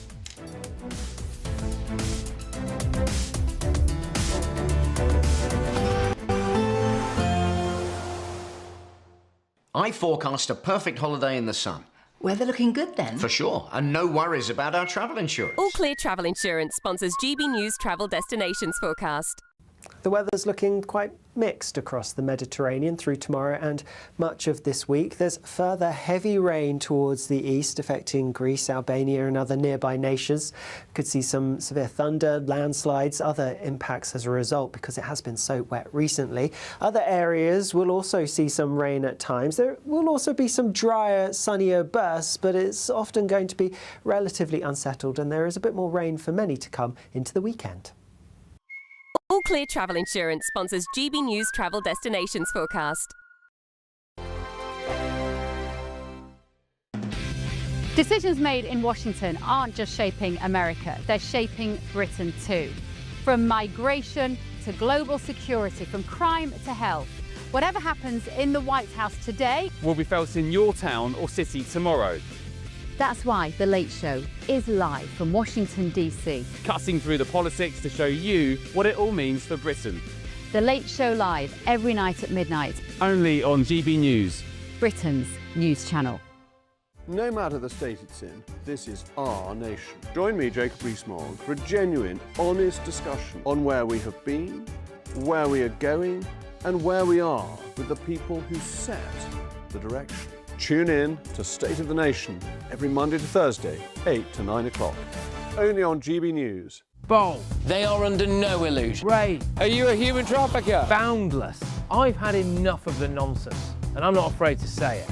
Don't get us on the BBC. Every weeknight, I tear through the headlines. The smell of gasoline. Should we be worried about it? From Westminster madness to cultural war chaos. What I'm going to do now is they are throwing things out the car as we speak. Get ready, Britain. Here we go. Patrick Christie's tonight, weeknights from 9 p.m, only on GB News, Britain's news channel. At GB News, we love to hear from you, our loyal community. So drop us a line at gbnews.com/yoursay. There you can talk to each other and also to the presenters live on air. gbnews.com/yoursay, because GB News is your channel, Britain's news channel. Hi, I'm Michelle Dewberry, and my show is your opportunity to cut through all the noise and dive in headfirst to some robust debates. Ideas clash. Situation, no, isn't it? because the failure is you're deliberately avoiding my point. Nothing's held back, And if you think this is the end of it, wait for more. and we do not shy away from the difficult stuff. Sometimes I want to shake people and say, if only you understood. So join me on Jubes & Co weeknights at 6 p.m, only on GB News, Britain's news channel. Mornings don't have to be tiresome, especially if you have the right company. Wake up to news as it happens, opinion and debate, and of course, a little bit of entertainment too. Because when the kettle's on, we're on. That's Breakfast on GB News, a show worth waking up for. Every morning from 6 a.m. Only on the People's Channel, Britain's news channel. We'll spread the news, you spread the word. Britain was once the envy of the world. But look around. A nation that no longer knows what it is or where it's going. A country that's broken. How do we fix Britain? How do we bring it back? Friday night with Matt Goodwin at 8 p.m, only on GB News.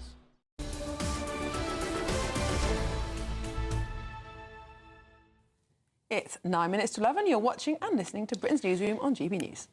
Can Labour save the NHS? They certainly said they could in the run-up to the election, where a record 8 million online requests were submitted by patients in October.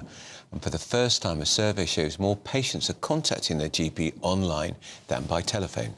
Well, Dr. Frankie Jackson-Spence joins us now to discuss this. Good morning, Frankie. Thank you so much for joining us. What's your view of this argument, I suppose, between the government, who want lots more online appointments and contacts, and GPs who say, well, there could be downsides to this? So I think that it is a hugely positive step. I think it adds an element of triage for the doctors. So not every appointment that comes to the GP actually requires a face-to-face appointment. Some people want a repeat prescription. Some people just need a follow-up appointment. Some things are quite administrative, and those things can certainly be done online, and that will free up other appointments for other people. It's much quicker to deal with something online than it is greet a patient, have them come in and take their coat off, say the niceties on the way out. It all uses up time, which over the course of a day, considering an appointment's 10 minutes, it can free up more slots. So I think it is positive. We were hearing from some GPs who said they've been swamped with requests from people asking them about their vitamins, what vitamins they should take, all sorts of requests that could be much more easily dealt with at a pharmacy. And they were complaining that this meant they were getting bogged down with work, which meant they were able to spend less time with patients. Is that perhaps an unforeseen side effect?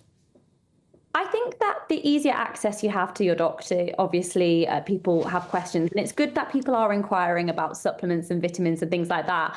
But it is important that we kind of direct people to the right place. And actually, pharmacists have lots of skills that people aren't aware of. They can do simple prescriptions, they can assess some common symptoms. So I think more work needs to be done to kind of advertise that to the general public, so that we do direct people to the correct way, to the correct place. But on the whole, I think some of the people that are coming in with those requests may have booked a face-to-face appointment when it wasn't necessary. So I think the move online it is going to be helpful and more efficient. And Frankie, what is morale like amongst GPs? Because they're constantly being criticised in the media. People complain, often rightly, that it takes too long to see a doctor. But what's the doctor's view on this? Is morale still keeping going? I think kind of the healthcare professional morale on a whole, across the whole NHS, isn't great. People are really struggling with the workload. Patients really feel the difficulty getting a GP appointment, and doctors also feel that on the other end. Seeing patients back to back with 10 minutes appointments, it is a challenge. So I think morale isn't great. And I do think having, this kind of level of triage will help with that, because it allows doctors to, do their work. Frankie, I'm so sorry we are out of time, but thank you so much for coming on this morning. Really appreciate it. And the reform mayor of Greater Lincolnshire, Andrew Jenkins, is joining us to discuss Nigel Farage ruling out a pact with the Tories. This is Britain's Newsroom, Britain's favourite morning show on GB News.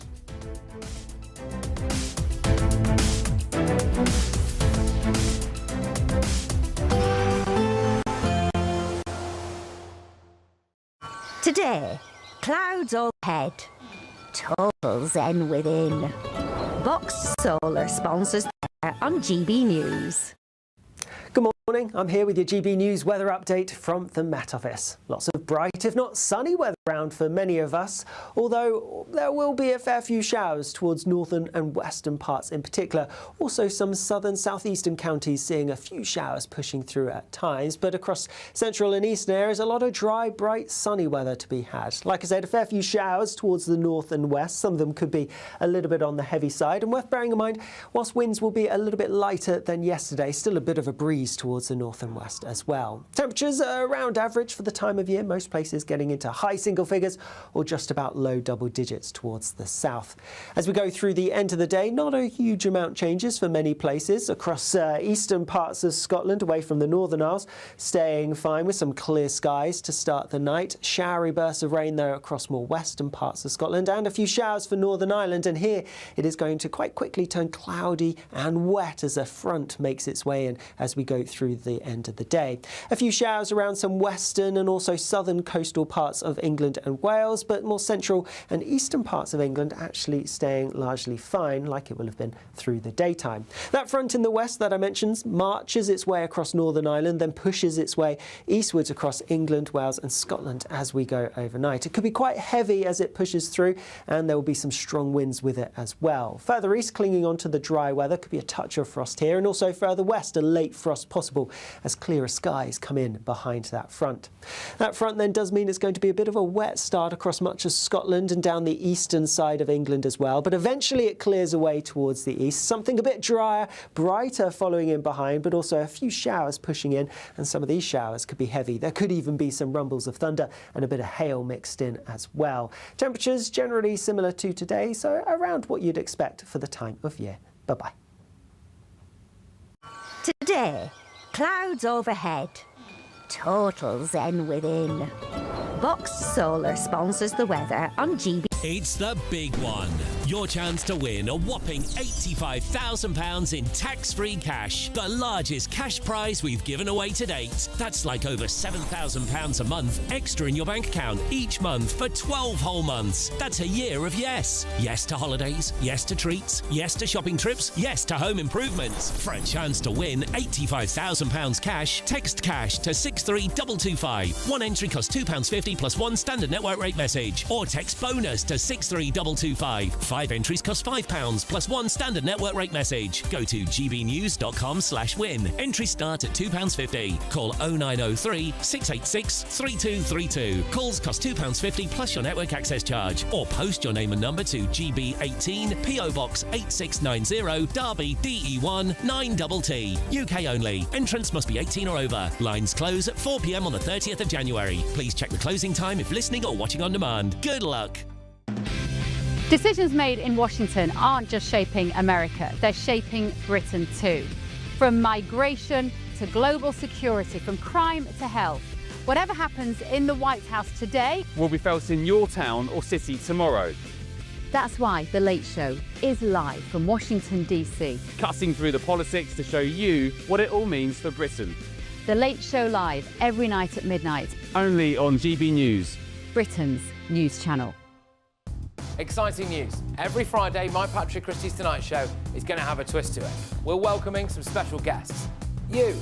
That's right, on Fridays I'm going to be doing my show in front of a live studio audience because this show is about you and what you have to say. It's going to be the same big debates, same big topics, same big opinions, but every Friday night at 9 p.m. you are invited to come on down to Patrick Christie's Tonight to be a part of the action. Only on GB News, the People's Channel, Britain's news channel. At GB News, we love to hear from you, our loyal community. So drop us a line at gbnews.com/yoursay. There you can talk to each other and also to the presenters live on air. gbnews.com/yoursay, because GB News is your channel, Britain's news channel. Join me, Nana Akwe, for an informative, interactive news programme with a difference. It's fun. No, he didn't say that, Dave. I'm so surprised. I think there's an element of truth to that. Join me from 3 p.m. every weekend, only on GB News, Britain's news channel. In the GB Newsroom, we bring you the news as it happens. With our team of dedicated journalists across the UK, we're ready to keep you up to date with what's happening every half an hour, every single day. Bulletins here on GB News, the People's Channel, Britain's news channel.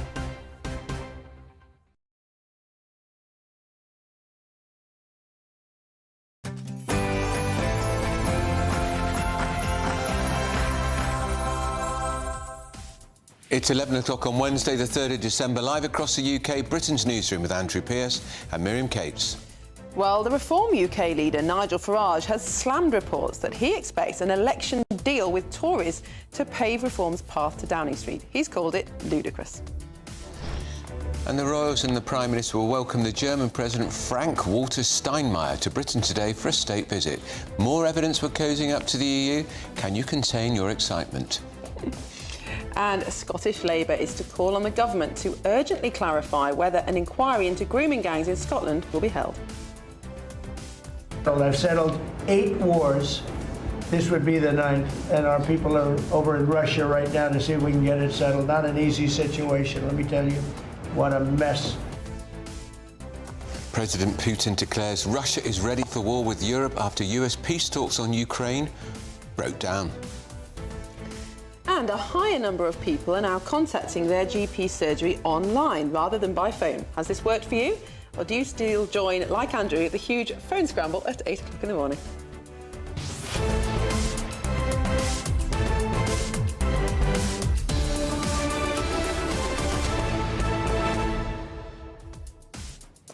Well, this story about Reform potentially doing a pact with the Tories, I mean, everybody knows it might be a possibility during the election, but interesting that both the Financial Times and the Daily Mail have covered this story that Farage apparently said to some potential donors that it might be possible. So we're talking to Dame Andrea Jenkins, who was a Tory MP. She defected. She's now the Reform Mayor of Greater Lincolnshire, to see what she thinks and whether she thinks there might be even some wisdom in a pact.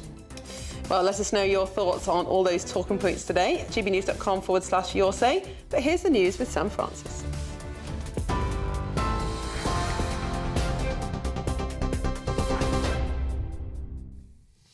Andrew, Miriam, thank you, and good morning to you. 2 minutes past 11.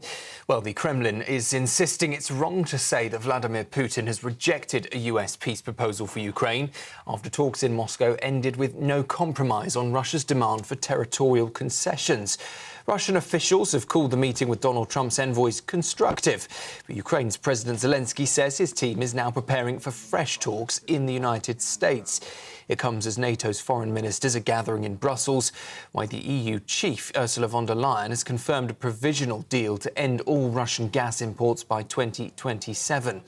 Earlier, President Putin dismissed Europe's conditions, saying they're not acceptable and warning if Europe wants a war with us, he said, we're ready right now.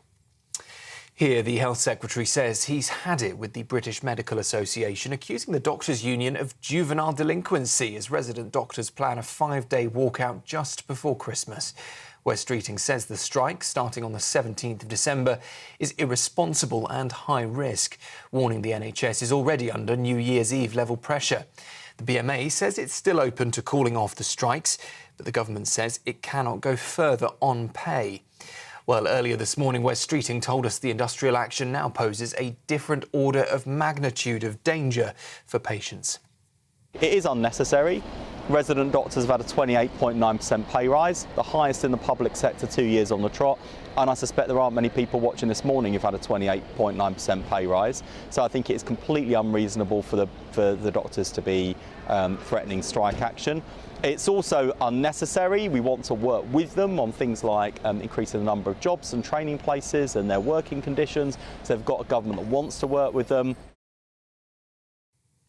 The government has now spent more than £100 million just responding to the COVID inquiry, on top of the inquiry's own £192 million price tag. It means the total bill is about 50% higher than previously thought. Nearly 250 civil servants and extensive legal teams are working across departments to prepare evidence, with staff and legal costs topping £50 million in the past year alone. The Taxpayers Alliance calls the spending a disgrace, while inquiry sources say the government has at times been hostile and difficult.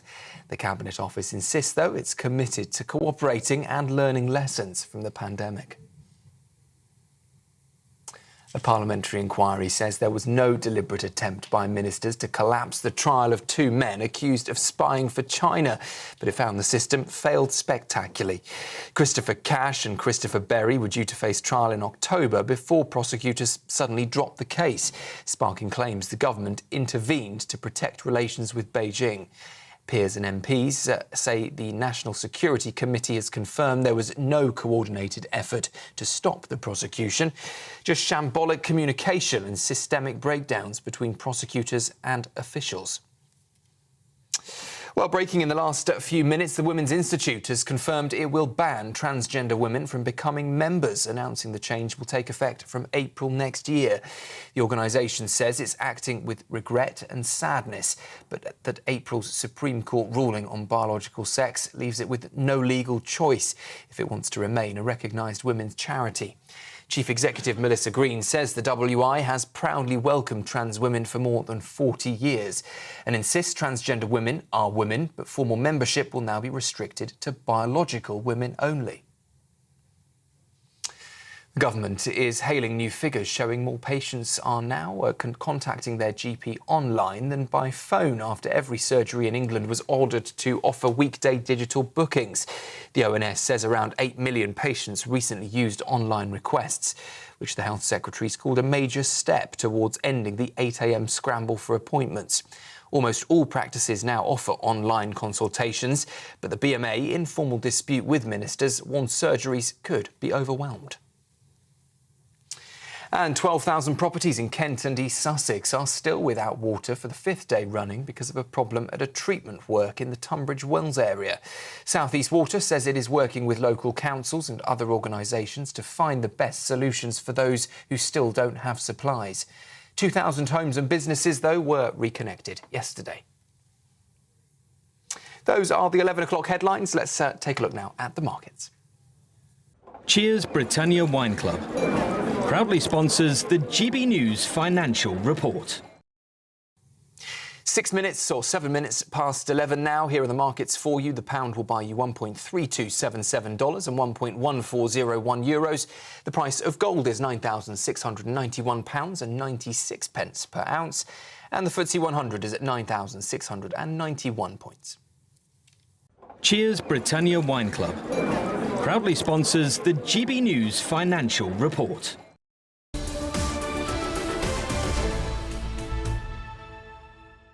Hello, welcome back. You're watching Britain's Newsroom. We're live across the United Kingdom on GB News with Andrew Pearce and Miriam Cates.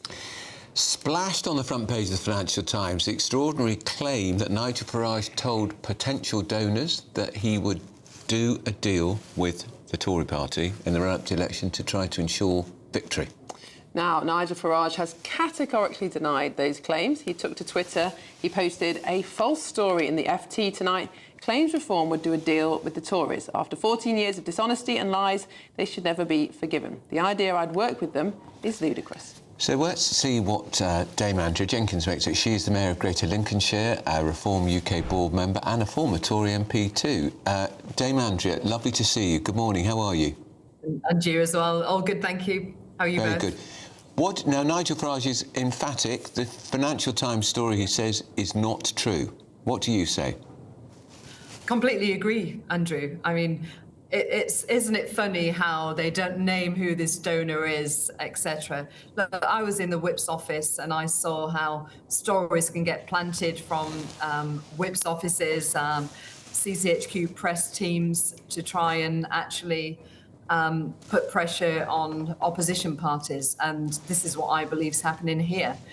Do you suspect the Tories have planted this story? We are doing so ahead in the polls. 150 polls consecutive, we was ahead, etc. So we're going to get lots of this as we get nearer to the election, and as we get nearer where it looks like Nigel's going to get into number 10. So this is, I think, personally a planted story. I'm on the board, Reform board. This has never been discussed. We do not need the Conservative Party. And it's quite ludicrous. Why would we get into bed with a party who is so far behind? Well, I suppose the big question is now not necessarily over policy, because the Conservatives have moved quite far to the right on immigration. Reform have changed their economic policy in recent weeks. But it is now, it does seem to be about trust, certainly, for Nigel Farage. But can you see a situation, perhaps close to the election, where, let's say, Reform were on 28 points, Conservatives were on 22, and it became clear that without some sort of agreement, Labour could come through the middle and form the next government? Do you think the situation would be different then?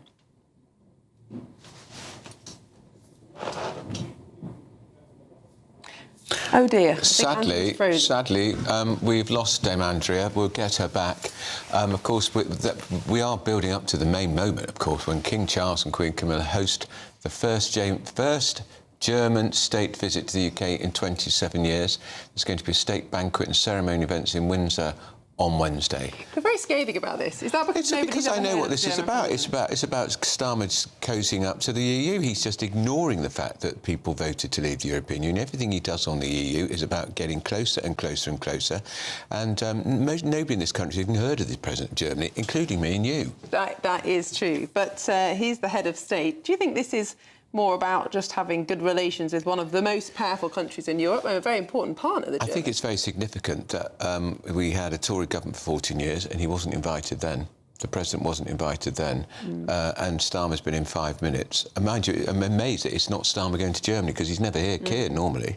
Yeah, surprisingly. I mean, we do have to have good relations, of course we do, but... And he is the head of state. This is not a political visit. The Chancellor... Merz, of course, he's the political leader. He has the power, yeah. This chap is just the president is ceremonial head, exactly, with very little power. And I would imagine a lot of people in Germany don't know who he is too. It's quite possible. And his plane has landed.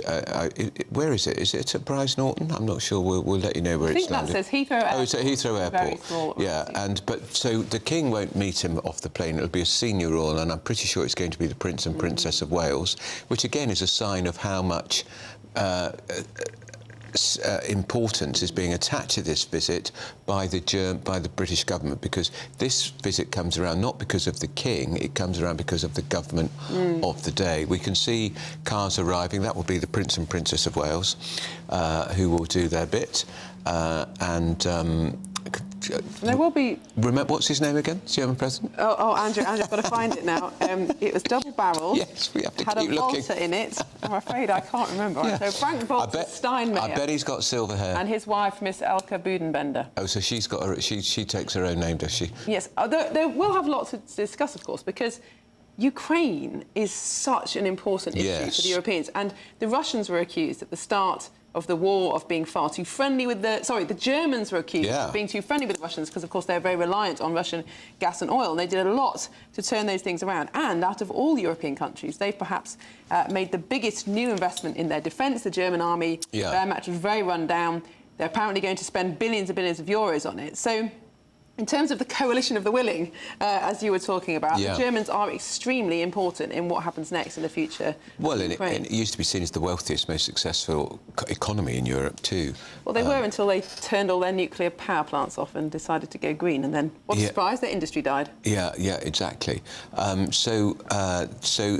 Any minute now we're going to get the President emerging at the top of those stairs to be greeted by the King. There will also be the Lord Lieutenant for the county. The German ambassador will be there too, a host of dignitaries, and they'll be whisked off to meet Keir Starmer, I imagine, very early on at number 10. Of course, it's Prime Minister's questions today, so it won't be straight away. We haven't talked about that. I mean, is Kemi Babe not going to go on the continuing fallout from the budget? She's bound to. She might do. And, of course, revelations today in the papers that the top Treasury civil servant was the person who allowed that letter from the OBR to be published, saying that they were concerned about some of the briefings that were being given by the Chancellor. So there's lots for her to go on. Yeah. It'll be... and she's done very well in the last few weeks at Prime Minister's Questions, actually, and there's been just a slight movement in the polls. We're hoping to get back to Dame Andrew Jenkins, the Reform Mayor for Greater Lincolnshire, but the Tories have picked up slightly in the polls. In fact, I think we may have Dame Andrew Jenkins back. Dame Andrew, can you hear us? Lost on my laptop. Oh, we've got you back. We've got you back. Very good to get you back. Miriam was making the point that if the polls narrowed, Dame Andrew, nobody in Reform will want to see the Tory and Reform candidates split the vote and let Labour come through the middle. Is that when there could potentially be a pact? Look, remember I came on your show before the election last year, Andrew. The general election, and at the time I was a Conservative and I wanted to see a pact. I thought it was the only way to stop the Labour majority, but having been on the inside of Reform, I mean, in my election alone, we was pulling votes from both Labour and the Conservatives, and that's quite unheard of. I think the last time anybody did that, it was like Margaret Thatcher, wasn't it, actually? You know, as in to pull from the left and the right, wasn't she? She pulled from Labour as well. Now, Reform are pulling from Labour and the Conservatives. I had farmers helping me. I had the coastal areas and traditional Labour towns of Scunthorpe. I had a good support there, etc. So we do not need them. You know, we are ahead of the polls. I believe that will continue. And 14 years of the Conservatives, look, I left because I actually thought that we didn't do a good enough job. We was never Conservative enough. And I think just because Kemi does one good time at the dispatch box, let's not forget she was a minister for several years. She shouldn't have needed a year to find a feat. She's been at the dispatch box so many times. Then I don't think that the Conservatives are going to go much further ahead in the polls. Do you think Reform Party voters, let alone members, Dame Andrew, would feel put out or betrayed even if you did do a deal with the Tories, because a lot of them will be voting Reform because you're not the Tories? Yes, absolutely. And also, this is why we need to be careful, Andrew, of any defections.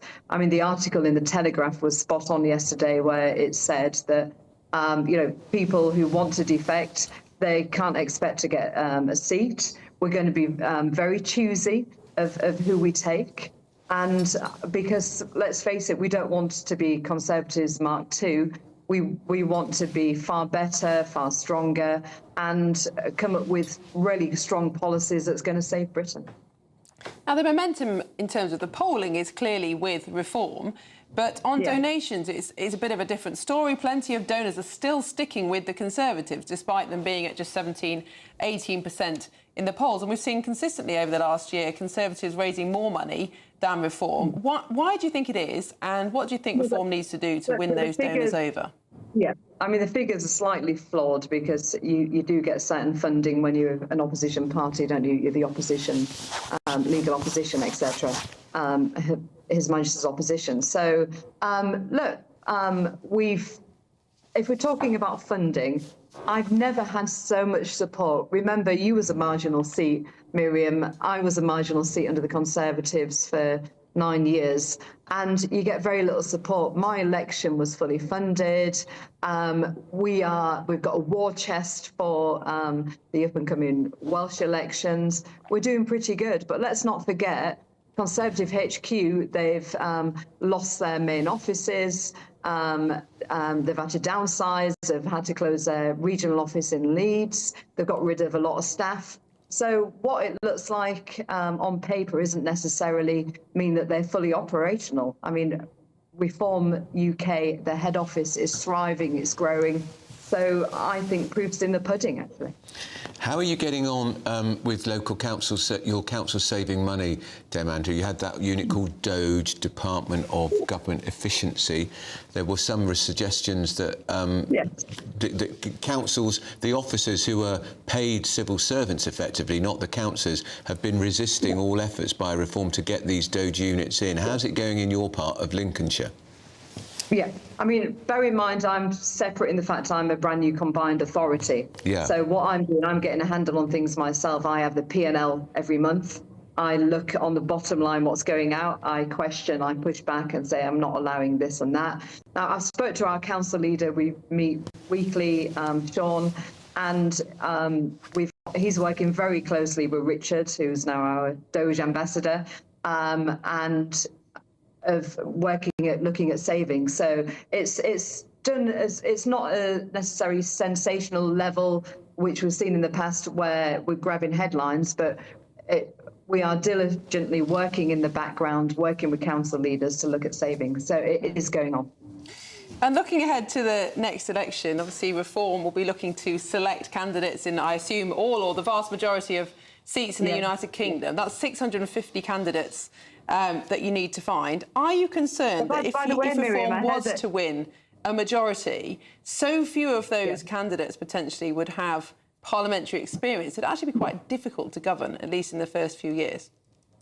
Look, first of all, Miriam, I heard that you're trying to come across, that Dan is trying to bring you across. No, so that what isn't have you true. got to say about that? Oh, OK. So that's on record. Revelation, exclusive, exclusive. I'm a news presenter. I'm not allowed to be political. I'm not campaigning for any party, so I don't know what you've read in what paper. Oh, OK. Right, that's what I'm hearing. But regarding your question, what it is... Which was a genuine question, Andrea, that I think a lot of people will be interested in. No, what I think... Look, if you look at this government, some's had experience in government. Look at our previous government, we was part of it. You had good ministers, you had rubbish ministers. But what we're trying to do is actually bring people from industry, as Nigel said in his speech, that we want people from the different industry sectors to come into a department to stand and have that experience. So it's going to be done different this time. And I think that's what we need. You know, we want people running the education department who's been in education. We want people who's run great multi-million-pound businesses, what they've started from a startup, small SME, to be our business secretary. So we are getting people from the different industry sectors. We're encouraging them to be MPs. So we've got life experience, and I think it's a far stronger way to govern.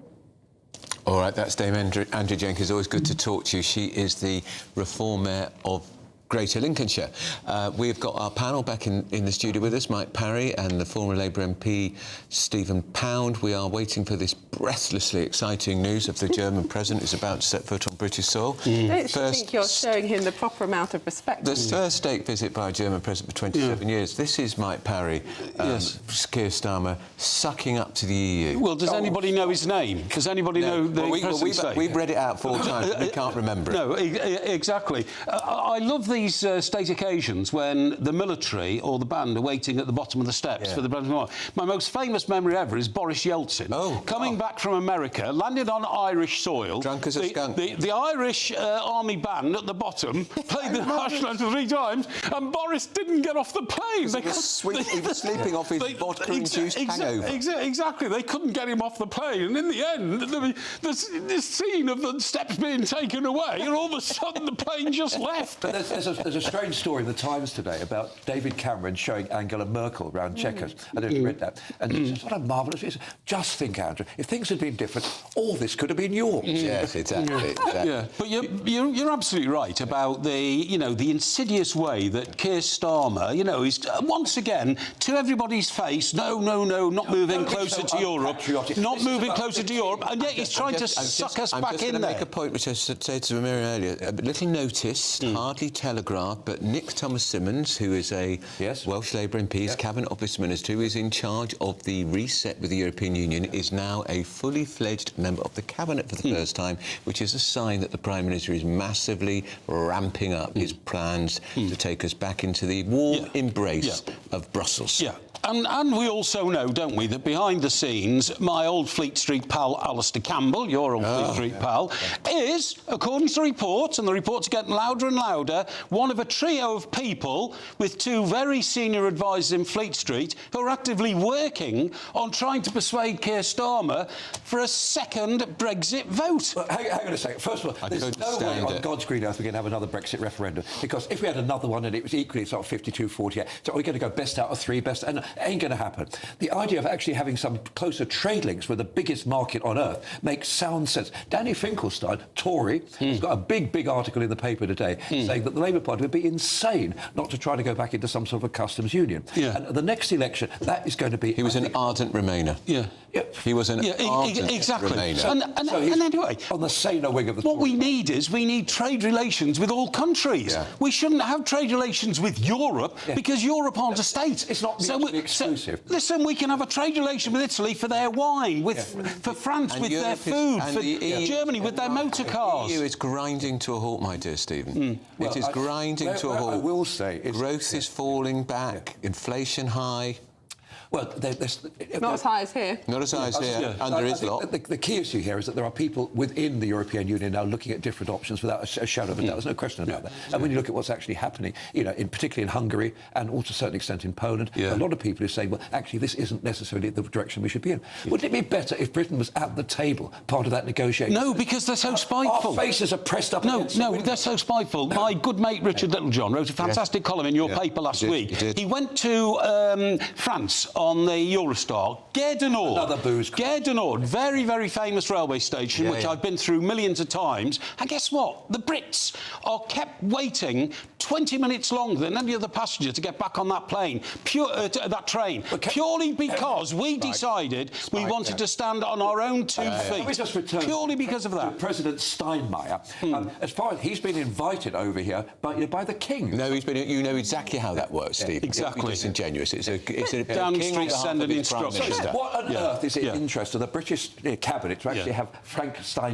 Well, I think it could be of great interest because Germany are a really important partner in Europe, militarily. For Ukraine, surely, the reason we don't support the EU, people who don't support the EU, is because we think that this kind of collective bargaining, it doesn't work. But bilateral agreements are a great idea, surely, for countries, as Stephen's been saying. Well, yes, exactly. I mean, Germany aren't stupid, and they know they've got to sell the Mercedes cars and their BMW cars to their best market in Europe, which is, of course, the United Kingdom, or was until so many non-doms and millionaires have now left and gone to Italy or Dubai.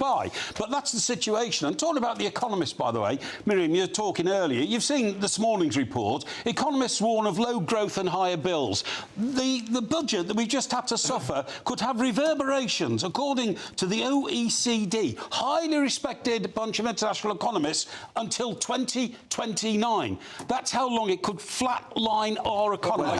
Can I just say, as a very famous person once said, the only function of economic forecasting is to make astrology look respectable. What an absurd Just so you know, the Prince and Princess of Wales are walking, almost skipping across the concourse at Heathrow Airport. Gliding. To greet the President of Germany, Stephen Pound. You are here to tell us exactly what his name is. Yes, Frank-Walter Steinmeier. And his wife. And his wife is called? Mrs. Steinmeier. No, she has a different name. She uses her maiden name. No, she uses her maiden name. She's one of those radical women, you know. Uses her... Really?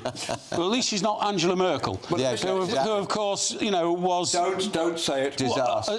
A disaster and never a friend to this country. country. Well, never a friend. I can't imagine what Mrs. Bismarck was getting. Yeah, and she completely screwed David Cameron, didn't she, in the so-called deal on the EU? She didn't give us a deal at all. Well, she didn't give us a deal at all, but she also opened the floodgates in Europe to literally millions and millions of people. A youthful now, for those people listening on the radio, the President of Germany and the First Lady, which she will be, are walking down the road together. Interestingly, I'd have thought he'd been on the other side of the steps coming down. Yeah. Well, normally, I don't think normally they're on the right. Yeah. This gets the nomination, by the way, of today's most boring story, doesn't it? Yes. Yes, but of course we cover it because we're respectful. Because we're respectful, and we want to give GB News as full a diet of news as possible. Exactly. The ambassador will be there. The Prince and Princess of Wales will be there. This will be huge news in Germany, Stephen Pound, because it will. I'd say the RAF regiment are looking actually.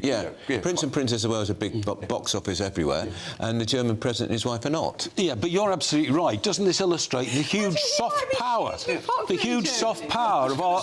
He's got re-elected. Re-elected twice. Elected twice. Google him. Just check what his latest approval ratings are. Most people say President. Political figure. It's a bit different, isn't it? I know that you know off the top of your head exactly what the Deutsche Bundespost has actually said this morning in its editorial piece. The huge soft power of our royal family actually does talk about there is no assessment of his approval rate. This will be on the front of Stein magazine. This will be on the front of Bunde. You know, all the papers in Germany now because we've got it and nobody else has. The soft power of our royal family is immense. It is. It's absolutely right. And then, of course, there'll be the state banquet, Poundy, at Buckingham Palace. If it's not, no, it's tonight, Windsor, I think. perhaps? Windsor. No, no, it will be Windsor because Buckingham Palace has still got his white tie from last night. Yeah, so there's some fuss about he wasn't wearing the right insignia on his white tie. Yeah. It's in one of the some of the papers. I'm not entirely sure he has many medals. No, but did you go to any state banquets? No, not intentionally, you know. I suppose were you such an obscure? You were such an obscure backbencher that you never made the cuts. I did a Hillsborough. Obviously, you know, when you were doing Northern Ireland. Northern Ireland, I don't think anybody would invite you to a state banquet in this country, would they, Stephen? The big one next week is there's a special memorial service for Norman Tebbit at St Margaret's, you know, the parliamentary church. Which I suspect you will both have been invited. Yeah. So Keir Starmer will see the President this afternoon, and the Foreign Secretary, I imagine, will be there. Yvette Cooper. Actually, I think Yvette Cooper might be away. I always think of the Foreign Secretary as David Lammy. Yeah, exactly. But no, he's busy wrecking our I wonder what state Keir Starmer will be in this afternoon after he gets another thorough bashing, wouldn't you say so, at lunchtime today? Because Kemi Badenoch is starting to look very impressive, in my view, as a public speaker and a political bruiser in the House of Commons. She's definitely relaxed into the role. And I think the point is, Mike, I think she's enjoying the job now. Well, I totally agree. Do you remember a bit earlier in the year? A bit earlier in the year, there was some book launch that she attended. And she got criticised for not doing the room. Do you remember? I did. I was there. Exactly. And everybody said, why is she so faint-hearted and all that? Yeah. But she always said, don't worry, I'm on the slow burn. Yeah. I'm not going to be like Jenrick, coming out and blab-mouthing all over the place. I'm going to get my policies, get my ducks in a row. She appears to me to have done that. Yeah, she has. Paddy, what did you think of her? I mean, her post-budget speech was extraordinary. It was fantastic. It was pretty brutal. What's wrong with that? I think in some cases, though, she's actually used her ammunition up too soon. Oh, rubbish! What nonsense! What nonsense! I was called for somebody's resignation. No, calling for the Chancellor of the Exchequer's resignation immediately after, and then the following day, and then the following week. Stephen, let me remind you. Let me remind you. When Rishi Sunak ambled into Boris Johnson's study in Downing Street during the COVID restrictions and was handed a piece of cake and a cup of tea, he was then oddly given a 50p fixed penalty fine. The Shadow Chancellor of the Exchequer, Rachel Reeves, said he has to resign. Yeah, exactly. Pathetic. Yeah. Pathetic. And also... Not grown up. But to say you should resign over misleading Parliament and the country of the budget is legitimate. Kemi Badenoch has actually thrown that lump of mud so many times. Resign. No, I don't agree. Has lost all courage. Because eventually she is going to have to go. Remember... Eventually Kemi Badenoch's going to have to stop calling for people to resign. Yeah, but remember, ever since then, newspaper front pages say she's a liar. Yeah. Mike, we're going to leave it there. Yeah. Thank you both so much. Don't forget, it's Prime Minister's Questions at midday, as we've been saying. And as always, Tom Harwood and Gloria De Piero want your question for the Prime Minister. You send them into gbnews.com/your say. Now that we're going to get your 60-second headlines with Sam Francis.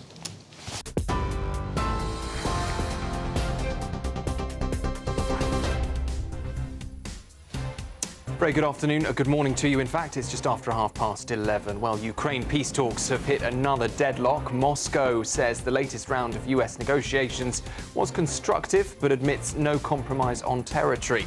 It comes as NATO leaders are meeting in Brussels today. President Zelensky says there's now more chance than ever to end the war, though parts of the draft plan still need to work. The price of the COVID inquiry keeps climbing. The government's confirmed it's spent over 100 million responding so far. That's on top of the inquiry's own £192 million cost, now on track to become the most expensive public inquiry in British history. The parliamentary probe has said the collapse of a high-profile China spying trial wasn't a cover-up, but a shambolic process riddled with systemic failures. MPs found no deliberate attempt to protect UK-China relations. The government has hailed a major shift in GP access, with more patients going online than calling surgeries directly. 8 million people contacted their GP digitally last month, but the BMA warns the new system could overwhelm practices. 12,000 homes in Kent and East Sussex are still without water for a fifth day. South East Water says repairs at a Tunbridge Wells treatment works are underway, with 2,000 customers reconnected yesterday. And star power for the World Cup draw on Friday. Robbie Williams, Nicole Scherzinger and the Village People among the performers in Washington, D.C. England and Scotland will learn their groups for next summer. Those are the latest headlines. More news from me after Prime Minister's questions. For all the latest from GB News whilst you're on the go, get the GB News app. Scan the QR code now to download or visit gbnews.com/app.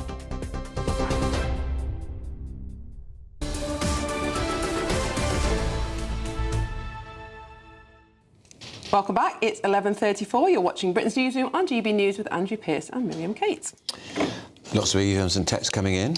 Yes, Freddie says, talking about GP surgeries, increasing online contact. He says, at my GP surgery, when you go in, the reception staff are sat on their phones half the time, don't appear to be doing anything. But they might be on their phones to people trying to get through on the phone, to be fair. Indeed. I think he means, playing games on the mobiles, but you never know. Theo says, waiting list of 6 weeks for a GP appointment for me. And Steve says, that's not acceptable. No way a GP is seeing a patient every 10 minutes. My surgery is always empty. I think it's so variable, though, because our practice doesn't have any problem at all. And I actually quite like the triage system where if you put in your complaint, they can decide whether or not you need a phone call, an appointment, well, A&E trip, whatever it might be. They've closed the GP surgery right around the corner from where I live because they said there isn't the demand. I just don't buy it. Also, we've got the same number of GPs per head of population as we did 20, 30 years ago, but the population is so much older. Yeah, which means... more overweight. And the population is bigger. Yes, yeah. But older considerably. And fatter. Yeah, older and fatter. Well, it's a factor. More work. Overweight means more work for GPs. It does indeed. Well, there's a brand new way that you can take part in the conversation by becoming a friend of GB News for free. Take a look at this.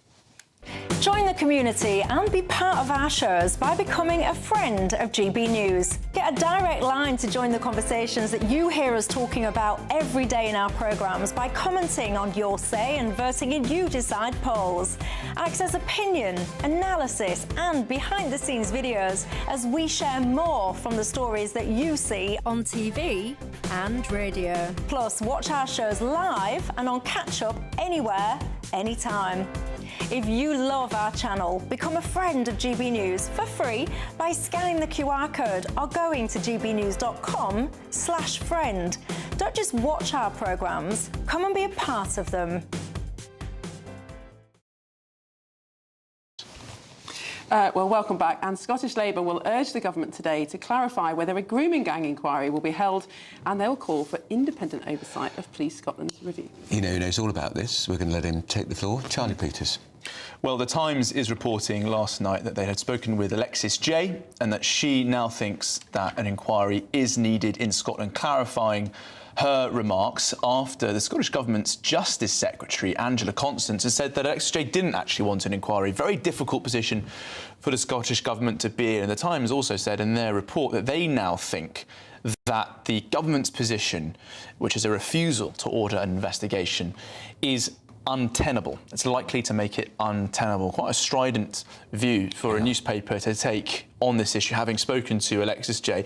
But it's a view that I share, actually, because this has been ramping up in pressure on the SNP for a few months now. Now, the government there has insisted that they are taking a wide look at the issue. They've got a strategic group that they've set up to assess the evidence. They're looking at police records, so they're looking at health, they're looking at social care to assess what step is needed next. And the First Minister, John Swinney, he has indicated that he's open to an inquiry previously. He's also said that the government will set out its position later this year, before the end of the year. But they could now be bounced into providing a more firm update sooner because of this intervention from Alexis J. Let's remind ourselves who she is. Of course, she's the professor, eminent social worker who led the independent inquiry to child sexual abuse. Her report in Rotherham in 2014 really helped to expose this crisis for the scandal that it really is. That's focusing specifically on Rotherham, but we've obviously had many more reports in different towns since. So what can the SNP do here? Because we've revealed more recently also some evidence of abuse in Glasgow. The Scottish Government and Police Scotland gave us statements at the time saying they take this issue very seriously. But the victim in that case, a woman we're calling Taylor, she's also written an open letter to the First Minister saying that she wants an inquiry as well. And I think with victims and survivors like Taylor and also Alexis J coming out for an inquiry, there's not really much political room for the SNP to move in now. Scottish Labour asking for the government to clarify its position. That's happening later this afternoon. But we are expecting some activity in Holyrood in the Chamber in the early afternoon. It seems to me there's a realistic possibility we could hear an announcement from the government before then, because you can imagine the last thing they want, those SNP ministers, is to be receiving a relentless barrage of questions about why they've been accused of misleading the public about what Alexis J thinks. She's now come out publicly, which a lot of people didn't think she would do, perhaps, and set out her stall. Now, there could be some specific problems in Scotland for an inquiry, because I know you've mentioned before that Police Scotland don't actually have any data markers for group abuse. How could that be a problem if there were to be an inquiry? Well, it's a massive issue, Miriam, yes. One of the FOIs that we broadcast last month showed that the Police Scotland don't have specific markers for group-based abuse. So it led to the question being asked of Joni Reid MP, Labour MP, if you can't identify a pattern, how can you prosecute it? That's the question that the government is still facing. They do say they've got this strategic group. They do say they're looking into this issue. But with survivors coming forward and sharing their stories, and Alexis J, as I said, it's going to be very difficult for them to sort of move around that. They have provided a statement. Now, we do have a statement, a spokesperson from the Scottish Government. They've said that the Scottish Government's absolute priority is protecting children from harm and tackling sexual abuse and exploitation in all of its forms. The current work of that group I was referring to, the National Child Sexual Abuse and Exploitation Strategic Group, is considering previous inquiries, evidence and practices across social work, education, police and healthcare to prioritise and agree further actions and recommendations for national improvement. Police Scotland is also reviewing recent investigations. Their collective work will ensure informed, evidence-based decisions are taken on the need for further independent inquiries or reviews. And Miriam and Andrew, we do have this national inquiry in England and Wales yet to start. It'll be interesting to see, perhaps, if there are developments in Scotland that could see those inquiries interlink in some way, and whether or not there will now be entirety of Great Britain having this investigation. Goes on and on, doesn't it? Just goes on. Lots of words. A lot of people waiting for action. Yeah, absolutely right. Well, Charlie, thank you very much. I know you'll be keeping a close eye on the Scottish Parliament today, and we're also keeping a close eye on the UK Parliament because it's Wednesday, and that means it's Prime Minister's Questions live with Gloria Di Piero and Tom Harwood. That's right, here at PMQs Live, we'll bring you the very latest from the House of Commons at midday. It should be a pretty interesting performance. Kemi Badenoch might have a bit more of a spring in her step after her performance last Wednesday. And we've got a Conservative MP, he is a shadow minister, and we've got a Labour MP who was a government minister. But remember, this show's all about you. It's all about your questions. We like to know your name, we like to know where you're from, and we like you to send them to gbnews.com/your say. 3 more PMQs till Christmas. Absolutely. So do get those questions in. gbnews.com/your say. We'll put them to our politicians here in the studio.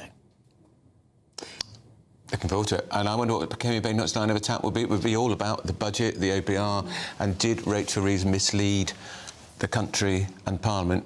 And if she did, The Prime Minister did too. Or maybe she'll ask about the German president. I know you're very interested in him. I do, yes. Well, coming up next, we have the answer to the huge question, one of the great wonders of our time. Many powerful minds have tried and failed to discover the reason. Oh, wow.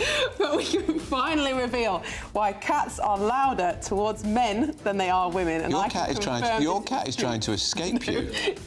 I've had cats for 40 years. That cat is trying to flee. She wanted it or not. She's trying to flee. She's thinking, God, let me escape. Lots more where that came from, Andrew. But first, holiday sun. Here's the forecast.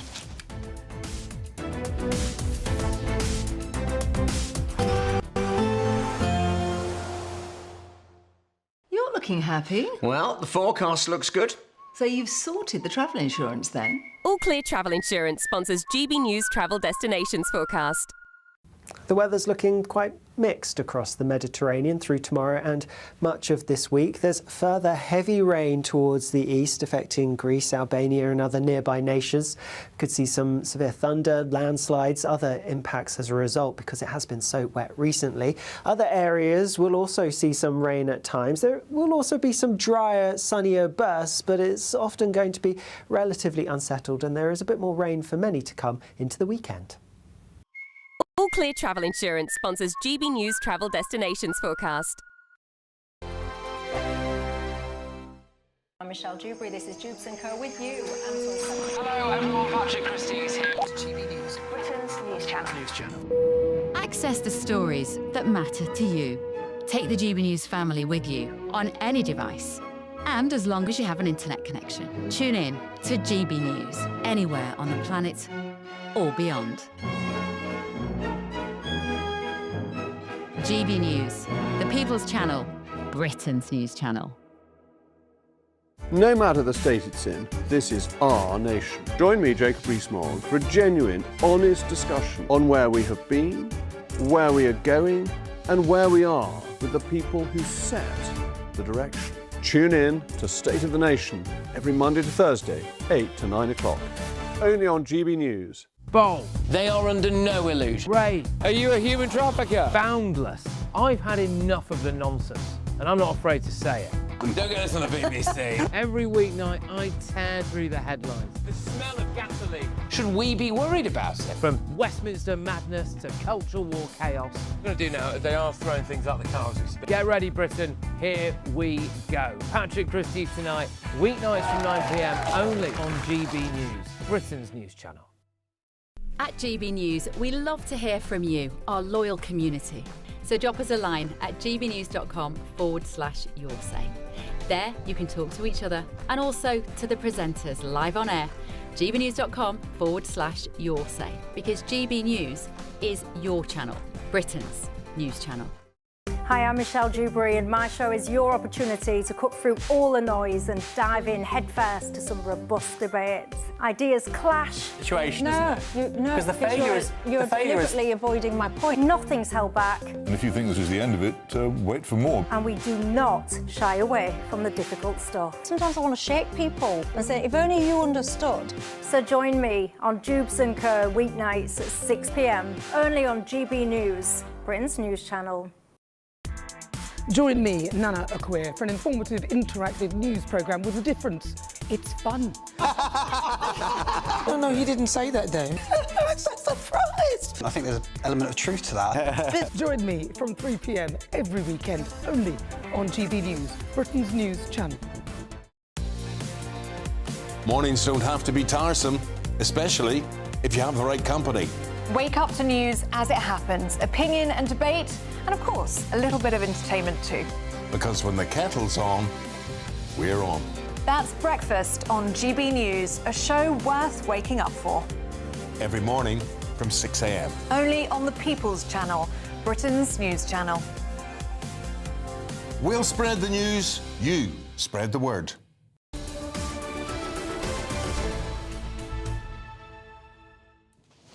Welcome back, and it's time for a brand new Great British Giveaway. Your chance to be our biggest cash prize winner to date. An incredible £85,000 in tax-free cash could be yours in the new year. That'd be amazing. Yeah, but it's about £7,000 extra in your bank each month for the whole of next year. Here's how you do it. It's the big one.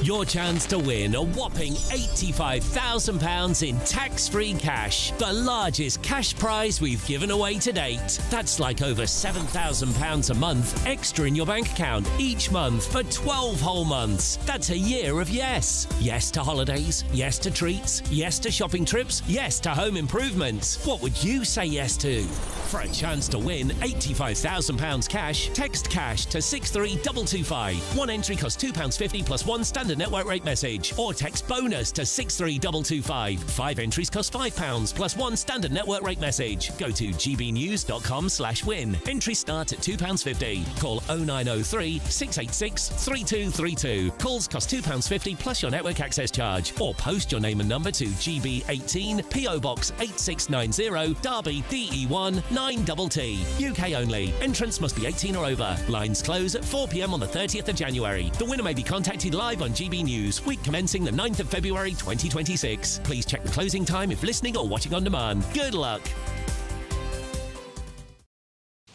Welcome back. Now, if you think your cat screams at some people more than others, you're not imagining things. Because a new study suggests cats meow significantly more when greeting their male men caregivers than their female ones. Well, this is the perfect dear, who wrote that? Perfect moment to bring in cat behaviourist Lucy Hoyle. Lucy, good morning. Thank you for joining the programme. Now, this story is fascinating because it was a study done in Turkey that showed that male cats meow far more when greeting male owners than female. What do you make of the survey? I'm not surprised, to be honest, because I think meowing is such an attention-seeking behaviour. So I think that there is a lot in the different ways in which men and women interact with their cats. And if your cat's not the first thing you greet when you come in, then you can expect to be meowed at louder and for longer and more frequently. So is it the man is less likely to greet the cat when they walk in, hence they get whinged at, than the woman who perhaps will reach down, stroke the cat, pick the cat up, which is, I think, what goes on in this one's house. Well, so yeah, there's been lots of sort of conversations around this with this new study, but previous research has shown exactly that. It's that women are more likely to engage much quicker and in a way that the cat responds to better as well. So we have that cat voice that's like a little bit more high-pitched, and I think that leans into women more than men, perhaps. So yeah, I think that's what we're looking at. I mean, Lucy, this is certainly true in my house, and we have 2 cats, a brother and a sister, and particularly the male cat. He likes to shout at my husband. He'll walk up to him if he's trying to work on the kitchen table and meow really loudly in his face until my husband responds. But he doesn't behave like that at all with me and my daughter, probably because we mollycoddle him and stroke him and feed him and give him treats.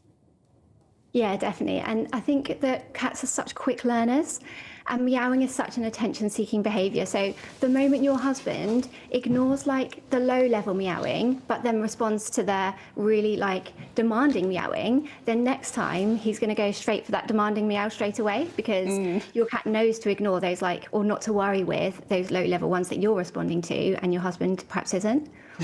Lucy, can I show you a photograph of Miriam with her cat and wonder if you share my view that that cat is desperate to escape Miriam's clutches? Because I have to tell you, when I hold my cat, Rosie or Minnie, they're purring, they're all over me. They don't look like they're terrified. She's enjoying it, Andrew, what are you saying? Yeah. She hasn't got any choice.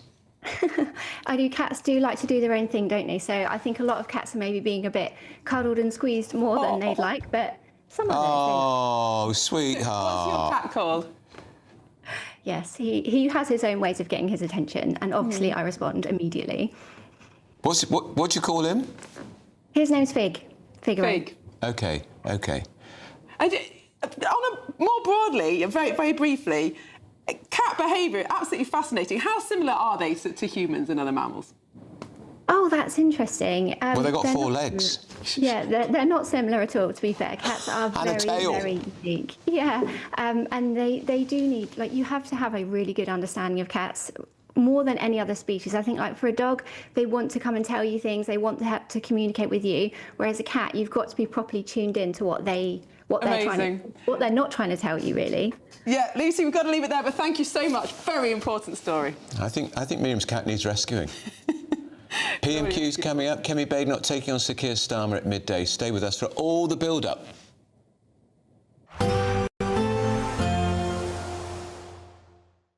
Expect warm spells with the odd rude interruption. Boxed Boilers sponsors the weather on GB News. Good morning, I'm here with your GB News weather update from the Met Office. Lots of bright, if not sunny weather around for many of us, although there will be a fair few showers towards northern and western parts in particular.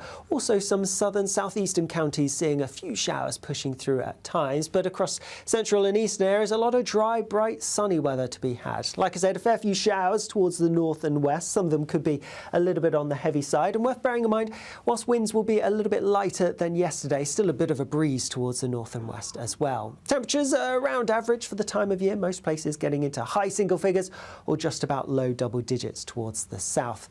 As we go through the end of the day, not a huge amount changes for many places across eastern parts of Scotland, away from the Northern Isles, staying fine with some clear skies to start the night. Showery bursts of rain though across more western parts of Scotland, and a few showers for Northern Ireland, and here it is going to quite quickly turn cloudy and wet as a front makes its way in as we go through the end of the day.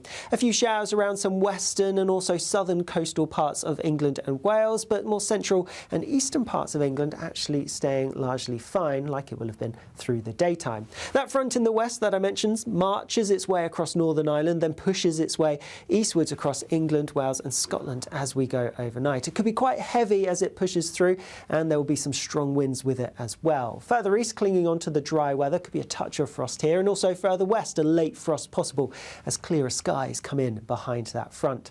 That front then does mean it's going to be a bit of a wet start across much of Scotland and down the eastern side of England as well, but eventually it clears away towards the east. Something a bit drier, brighter following in behind, but also a few showers pushing in, and some of these showers could be heavy. There could even be some rumbles of thunder and a bit of hail mixed in as well. Temperatures generally similar to today, so around what you'd expect for the time of year. Bye-bye. Expect warm spells with the odd rude interruption. Boxed Boilers sponsors the weather on GB News.